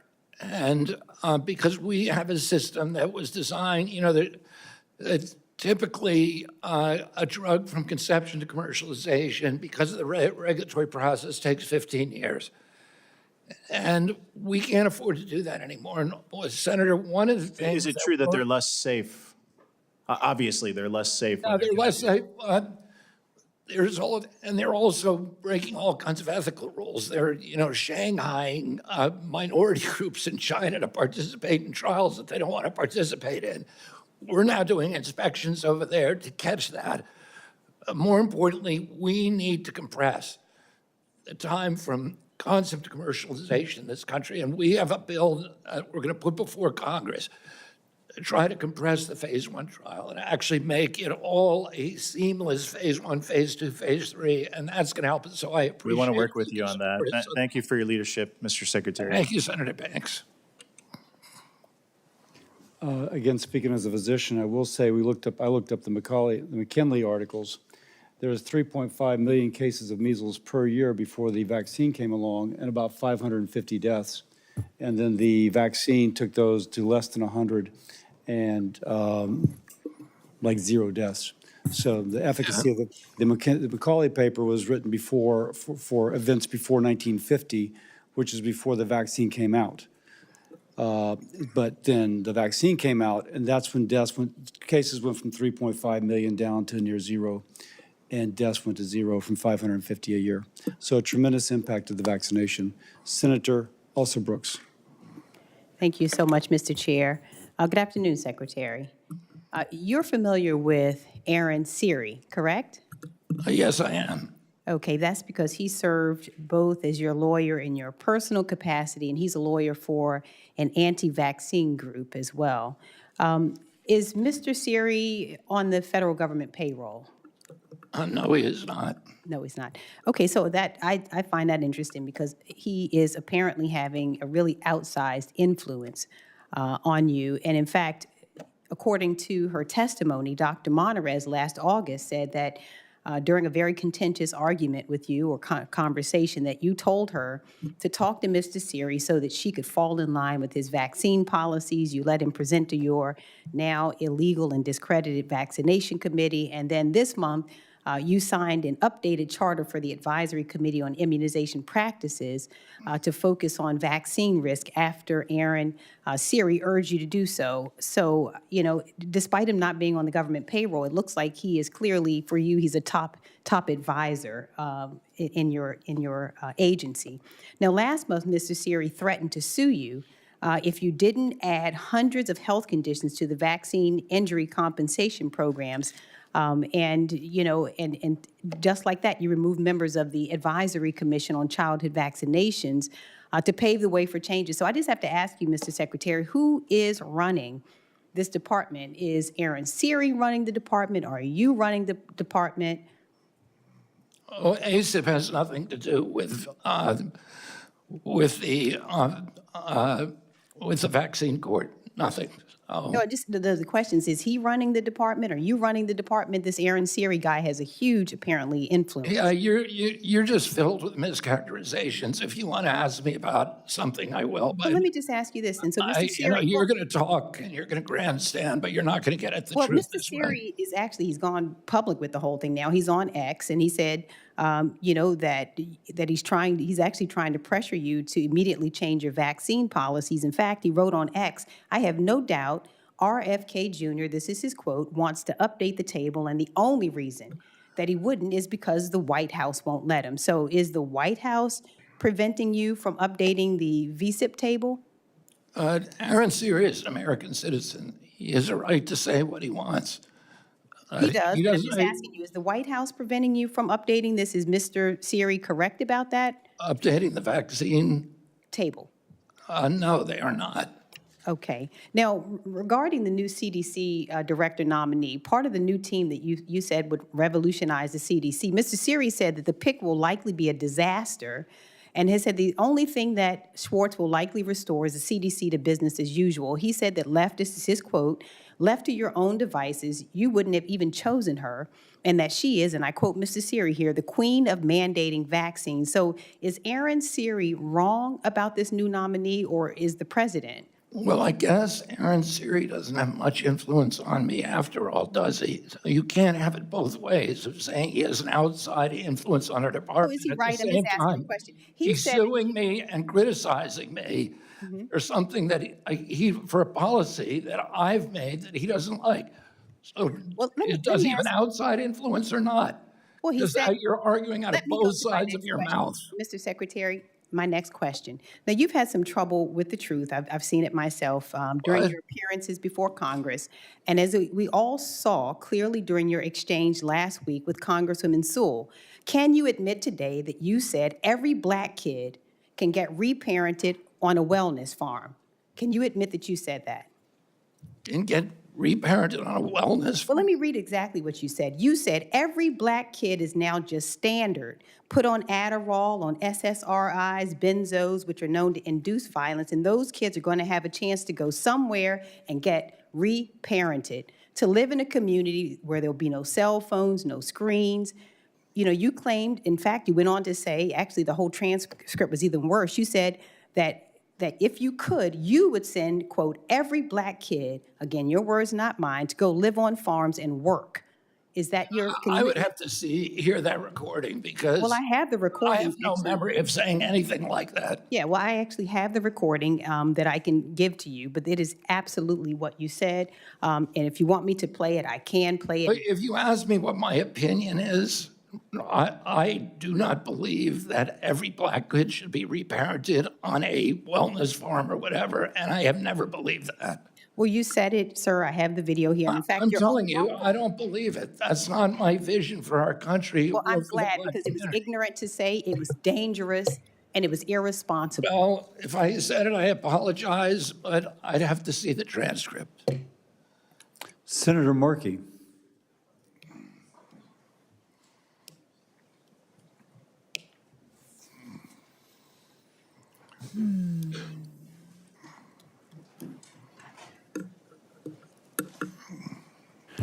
Mr. Secretary, holding corporations accountable for threatening Americans' health is a core part of your agenda.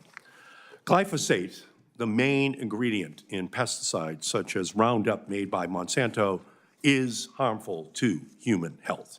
In fact, in 2018, you helped win a $290 million verdict against Monsanto on behalf of Dwayne Johnson, a school groundskeeper who developed cancer after using Roundup.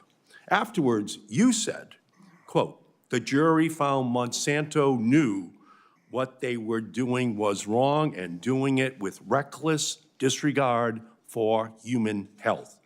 So let's fast forward. Your MAHA report from May of 2025 cites studies linking glyphosate to cancer correctly. Yet strangely, only 4 months later, in September of 2025, your second MAHA report did not even mention glyphosate once. What happened during those 4 months? Well, the CEO of Bayer, which owns Monsanto, which makes Roundup, met multiple times with the White House. Mr. Secretary, yes or no, were you aware of those meetings between Monsanto and the White House? No. Well, you should have been aware. Mr. Secretary. Well, the White House never tried to influence me on that issue. Mr. Secretary, I believe that you are aware of the court case, Monsanto versus Journal, which is before the Supreme Court next Monday. Here's the background. Monsanto is asking the court to protect them from lawsuits filed by cancer patients. Lawsuits like the one you helped lead for people just like your former client, Mr. Johnson. But just last month, in March, President Trump, in a brief, asked the Supreme Court to side with Monsanto, and Monsanto was thrilled. Mr. Secretary, yes or no? Were you consulted before the administration filed that brief? Yes, and I opposed it. You opposed it. So do you agree with President Trump trying to protect Monsanto from cancer lawsuits? I don't think he's trying to protect Monsanto. I think he's trying to protect the 80% of American farmers who are addicted to glyphosate and who will shut down the food supply if it suddenly disappears. Yeah, I think your answer should be no, you don't, because you know that it's going to endanger the health of Americans who are going to be exposed. I've always said that. Glyphosate. I've always said that. Right, well, that is where this case is right now. Happy to explain, Senator, or you can grandstand like you are doing. I want to ask a question, you can ask. No, you cannot. I'm asking the questions. I'm Well, saying, just- if you I'll want to just ask a question to me, you can do so. That's not. Or you can grandstand.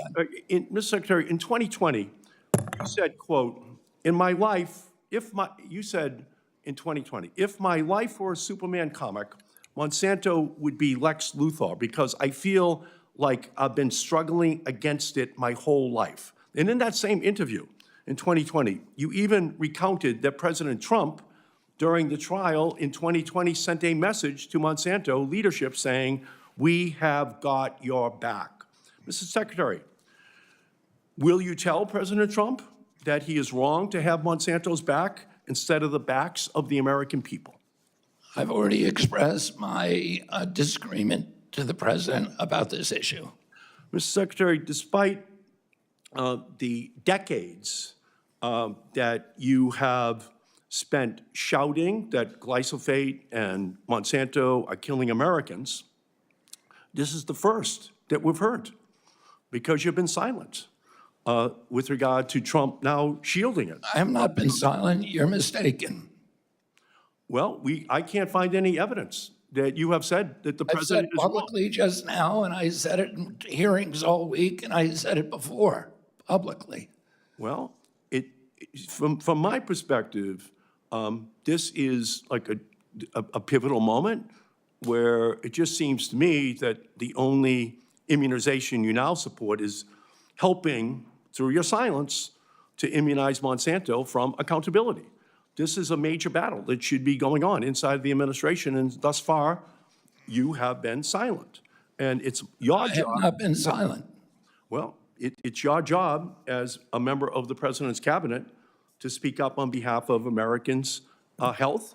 And in this instance, I don't think there's enough evidence to convict you of having had that fight inside of this administration. There was a national security consideration that the president, that's part of his job. Yeah, but you're not like Superman. You're more like kryptonite, a toxic substance inside of the administration, All right, which Senator. is helping to poison the American health. Yeah. Thank you, Senator Markey. I have a couple quick follow-ups, Secretary. Imported seafood comprises about 80% of all seafood consumed in the United States. But if these products are found to be unsafe, contaminated, for example, with radiation, true story, currently FDA is unable to confiscate it. Should we give the FDA the authority to confiscate unsafe imported foods to basically prevent it from being imported through another port and bypassing our customs officials? Would you agree that that would be a good authority for the FDA to have? Yeah, you should have that authority. The same thing is true of vape, Senator. They do port shopping. Because EPA cannot confiscate those adulterated products, they're not legally allowed to. The ships come into one port, EPA then blocks them, then they go to another port, and they're now coming from a U.S. port, so there's no inspection, and it is completely ridiculous. We're going to work to give FDA that authority, and I thank you for your agreement. Next, this builds upon something that Senator Hawley asked earlier. The reports of federally funded community health centers performing gender transition services on children and vulnerable adults. Now, earlier this year, bipartisan, Congress gave record funding to community health centers, and we'll have to decide providing more at the end of the year. Were you aware of these reports about health centers performing gender transition services? No, and I've strongly supported the extra funding to the health centers. This is the first I'm hearing of that. Got it. Now, can I ask you if you could further assess if these health centers have violated federal laws or policy? The ironic thing is, I'm told DOJ, Department of Justice, actually defends these folks in lawsuits. So they are disobeying an executive order not to do this, and then DOJ defends them. So it would be nice to unravel that, and I appreciate where we're That at. would shock me, but I've been shocked before, but I just can't see DOJ at this time doing that, maybe. Under the Good Samaritan provision. All right. We'll be sending a letter about this, and I look forward to working with you. I look forward to hearing about it. Before the committee adjourns, we'll again ask the audience to stay seated until the secretary departs. For any senator wishing to ask additional questions, questions for the record will be due 5 p.m. Wednesday, May 6th. Thank again the secretary for being here. The committee stands adjourned.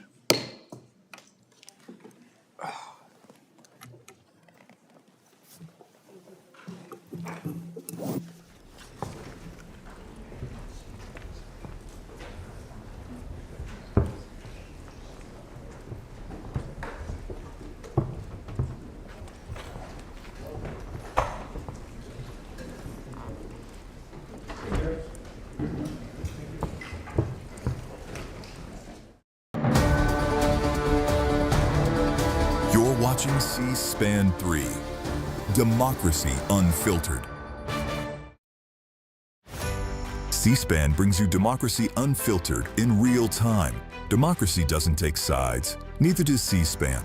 In a world full of opinions, C-SPAN gives you direct access to the people and institutions that shape our nation. Unfiltered coverage of Congress as laws are debated and decided. Live proceedings from the United States Supreme Court, presidential speeches, briefings, and historic moments as they happen. No commentary, no spin, no agenda. Just the democratic process presented in full, without interruption, so you can watch the debates, hear every word, and make up your own mind. C-SPAN's respected nonprofit service has offered Americans unfiltered gavel-to-gavel coverage of their government in action. C-SPAN, bringing your democracy unfiltered. C-SPAN is brought to you by the cable, satellite, and streaming companies that provide C-SPAN as a public service. Friday on C-SPAN Ceasefire, a bipartisan conversation on the Iran conflict with Maryland Democratic Congressman Steny Hoyer and Nevada Republican Congressman Mark Amodei, joined by our host Dasha Burns. They'll also discuss Congress asserting its war authority and how the conflict and rising gas prices could impact the midterm elections. Watch Ceasefire Friday at 7 p.m. and 10 p.m. Eastern and Pacific, only on C-SPAN.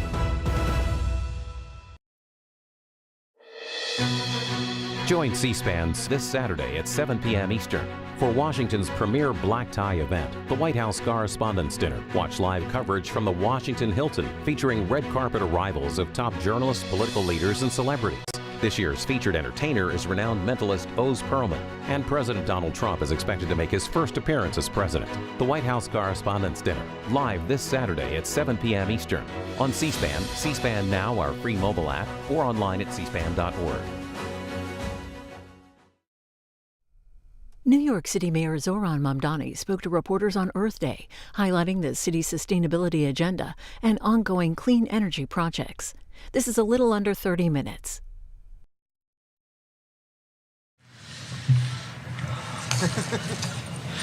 Good morning, Queens. Good morning, Woodside. Happy Earth Day. I want to reflect on the words of the late, great Val Kilmer in the not fully appreciated in its time 1995 Michael Mann classic Heat. When speaking about his love interest Ashley Judd, he said, "For me, the sun rises and sets with her, man. For too long, the sun has risen and set on New Yorkers living in apartments without reliable heat, or warmed by inefficient fossil fuel guzzling boilers. Today, as we mark the 56th anniversary of Earth Day, we are telling our own very different story of heat. One where we transition thousands of NYCHA apartments from inefficient systems to clean, beautiful heat pumps over the next 5 years. This transition lives at the heart of New York City's third ever NYCHA sustainability agenda, which sets our city on a path to tackle the climate crisis at the scale needed. It sets sustainability goals that include everything from thousands of induction stoves in NYCHA apartments to electric vehicle charging stations in NYCHA parking lots to hiring NYCHA residents to fill green jobs. This agenda builds on progress that we have already been achieving here in New York City. In February of this year, we invested $38.4 million in heat pumps at Beach 41st Street houses.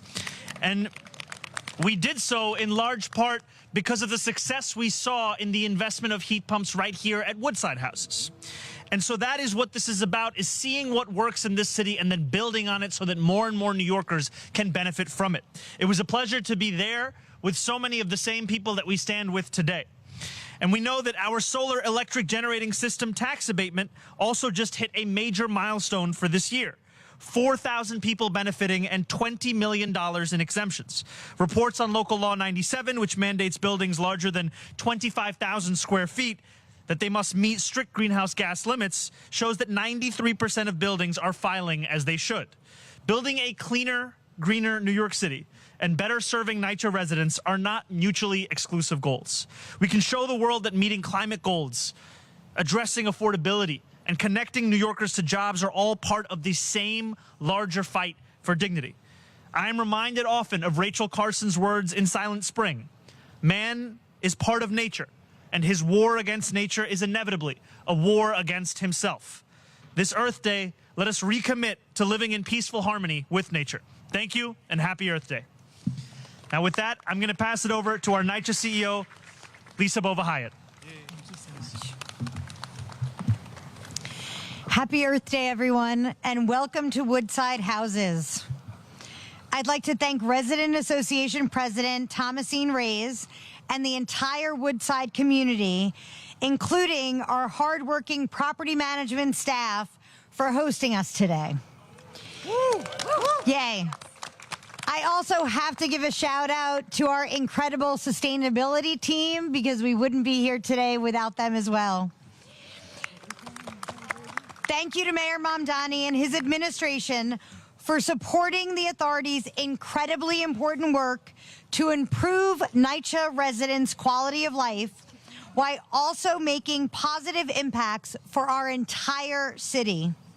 And thank you to our other elected officials, Donovan Richards, for standing with us today. Earth Week is a vital opportunity to consider the ways we can work together to make a difference in our world. But I'm proud to say that sustainability is something that's happening every day at the authority. Making our city a better and more sustainable place to live for today and for tomorrow is at the heart of our mission. As outlined in the 2026 sustainability agenda that we're unveiling, sustainability is deeply rooted into NYCHA's work, particularly rehabilitating and modernizing our properties and improving how we manage and operate them. The ultimate goal of healthier buildings is healthier residents, healthier communities, and a healthier city, and of course, a healthier planet. And the only true path of getting there is through sustainability. So here we are today at Woodside Houses, one of the developments where we're installing innovative and highly energy efficient heat pumps. 10 years after NYCHA's first outlined our sustainability goals and strategies. In our latest sustainability agenda, titled Innovating at Scale, we describe our work to harness new technologies to make our buildings more comfortable and healthier for residents, safer in major storms and other climate hazards, more efficient, and easier to operate. We're transitioning away from fossil fuels, and at the same time, we're generating savings that can be reinvested in building upgrades and maintenance. The impact for our residents is real. This work will bring, for instance, efficient electric heat pumps for heating and cooling, which residents can control at 20,000 apartments, including the window-mounted heat pumps resulting from NYCHA's Clean Heat for All challenge. Highly efficient lighting and water fixtures at 45,000 apartments. Cutting-edge induction stoves that will replace gas stoves at 10,000 apartments, improving air quality. Modernized waste infrastructure at 144 properties. 150 public electric vehicle charging stations in NYCHA parking lots, and 30 megawatts of solar energy via rooftop panels. All the while, we are engaging residents as part of our sustainability agenda, not only to get their input for this interesting and powerful work, but also to train them for green-collar careers and to hire them for our sustainability projects. All told, our sustainability efforts will create economic opportunities for 1,300 residents. This work is truly beneficial in more ways than one, and in ways that will reverberate for decades and for generations to come. Thank you again, everyone, for your vision and support as we continue blazing a trail and as we strengthen our buildings and communities in service to New York City and a healthier world for all. Thank you. Next, I'd like to introduce our Chief Climate Officer, Louise Young.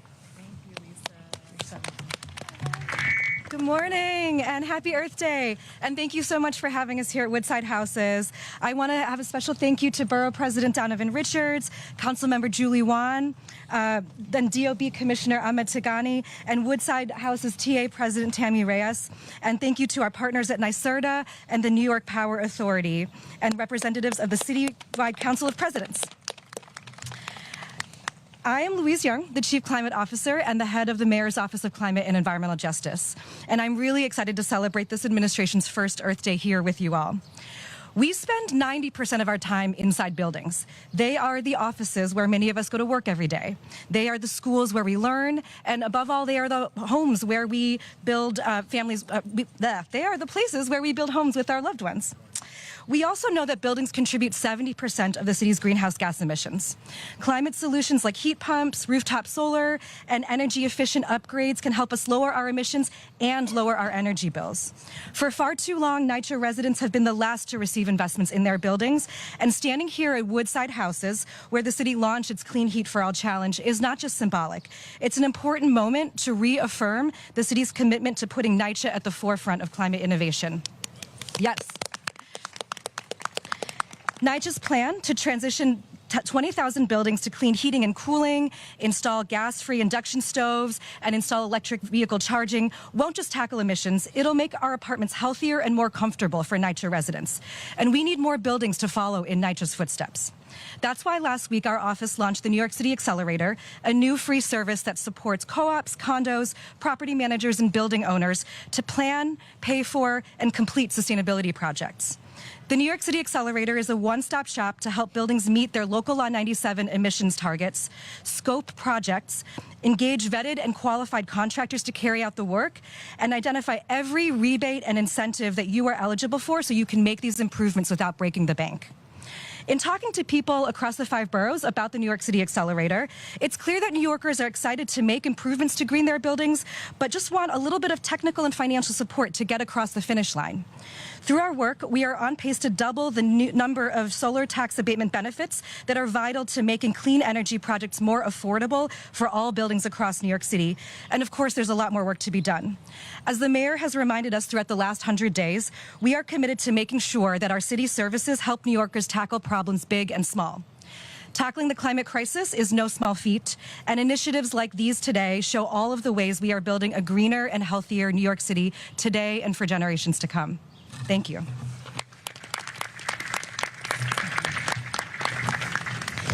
Next, I'm happy to introduce a man who needs no introduction, the Borough President of Queens, Donovan Richards. Thank you, Lisa. Let's give her a warm happy birthday on Earth Day. And good morning, Woodside Houses. How we doing? It's a little cold, but it's warm inside. I want to start by thanking our mayor for not forgetting his roots, for coming back home to Queens, and for being an outstanding Mets fan as well. It is great to be here this morning on Earth Day. You know, one of the biggest lessons to learn in this business is not to forget where you come from. And it's clear today you haven't, Mr. Mayor. So thank you for choosing the Woodside Houses and for the work you're doing here to support our families right here at Woodside House. And I can say from experience being elected as the borough president for all 6 years that this was a great winter for Woodside Houses, that there was less heat complaints than I've ever encountered, and I know Councilmember Wan can attest to that as well. But the challenge is we shouldn't be here. You know, for generations, public housing families across the city have been forgotten and neglected. And for generations, the city of New York itself has been the worst landlord in the 5 boroughs. And for generations, young people growing up in public housing have been conditioned by their upbringing that they do not matter. But those days are over, as we can see today. And during our tenure working with TA presidents like TA President Reyes and NYCHA, we've been working collectively with our tenant association to address many of their complaints and to ensure that their housing is more sustainable. And I have to once again just thank the CEO of NYCHA. Thank you for your partnership and always for showing up, Lisa. I didn't see Brian Honan. I know we know Brian Honan's number on the first number basis. I also just want to thank you for this investment in heat pumps, efficient lighting, new stoves, new water fixtures, and more, which will make a world of a difference for the families in this development and beyond who have well deserved it. Regardless of whether it's a cold snap or a heat wave, you should be comfortable in your home. You should never see your breath in your living room or have to wipe sweat off your face when you wake up during the summer months. You should never have to turn your oven on and keep your apartment warm, which is also a public safety issue. But these new heating and cooling systems mean families who have them won't have to do that again. This is also a direct investment in the sustainability of our borough and a direct investment in the people of our borough. As the former chair of the Environmental Protection Committee of the City Council, this is the work we've been steeped in my entire career. As the mayor alluded to, the Green Roof Bill, which ensures that even as we see development, I love when developers, and I see Laura here, I love when developers come to me and say, miraculously, we put solar on the roof. We put a white roof on or a wind turbine. And we just remind them, Mr. Mayor, that it is the law. So when we talk about sustainability of our NYCHA developments, we need to be on the forefront of these battles. And I also will say on this Earth Day that it is impossible to address the issue around climate change without investing in ensuring that we solve the issues around inequality. They go hand in hand. So on this day, I thank Mr. Mamdani, Mayor Mamdani, for meeting this moment. I thank him and his staff for understanding that NYCHA families are just as deserving of fairness as families living in any part of New York City, and this work will continue. Thank you all. Thank you, Borough President. Next, I'd like to introduce the incredible TA president, Tammy Reyes. Tammy. Thank you. Thank you very much, everyone. Like everyone else, we want to thank everyone for coming out. We want to thank everyone that's up here, Julie Wong, Donovan Riches, Mayor Madani. Thank you for coming to our site. Of course, Lisa, Louise, and Amen. Okay. Listen, I'm learning the last two, so the rest I know. He's gonna recognize who I am. Okay, but here at Woodside, we have the pilot for the heat plant unit. Okay, so, oh Lord, I went off key. We went off key. We got you. So give me a minute, because you know I gotta read. It's a lot. You got it. Here we go. No music. Okay. We are the pilot for the heat unit.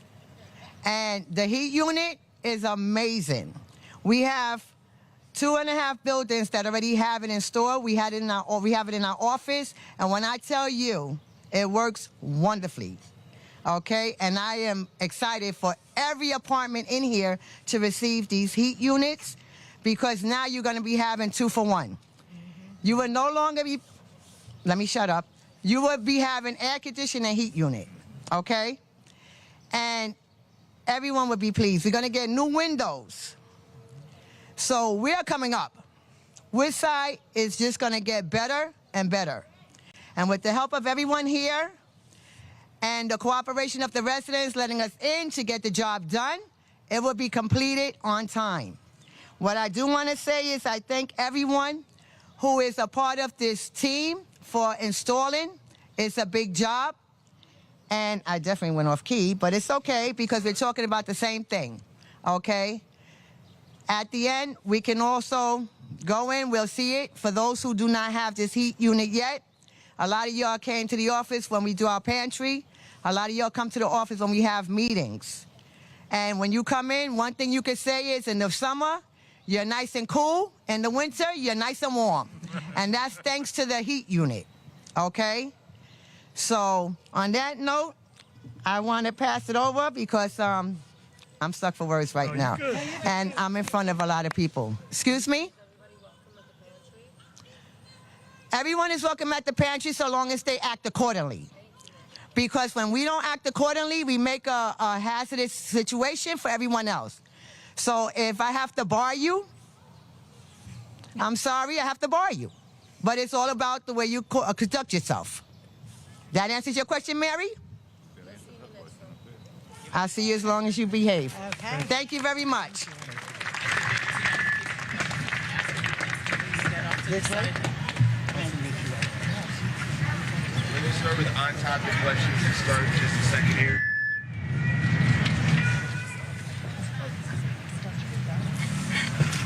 Great to start with on-topic questions. On-topic questions, gentlemen. Motion, please.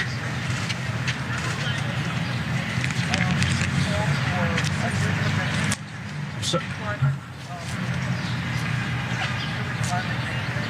I'm wondering how you feel about the debates going on in Albany when the governor wants to roll back the climate legislation that Albany has.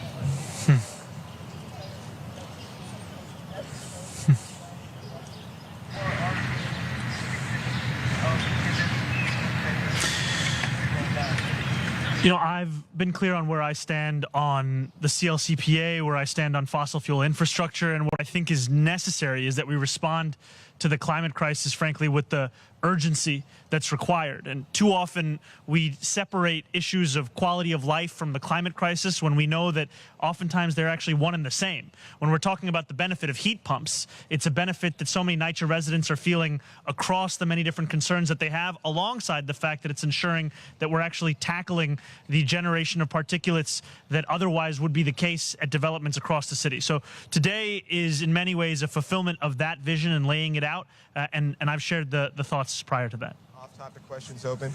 Oh, Marsha with the follow-up.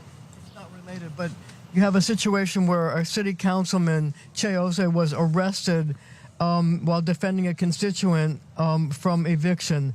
This is a result of deed theft and ongoing displacement of her home. I wonder what your reaction is to the fact that he was arrested while defending a constituent.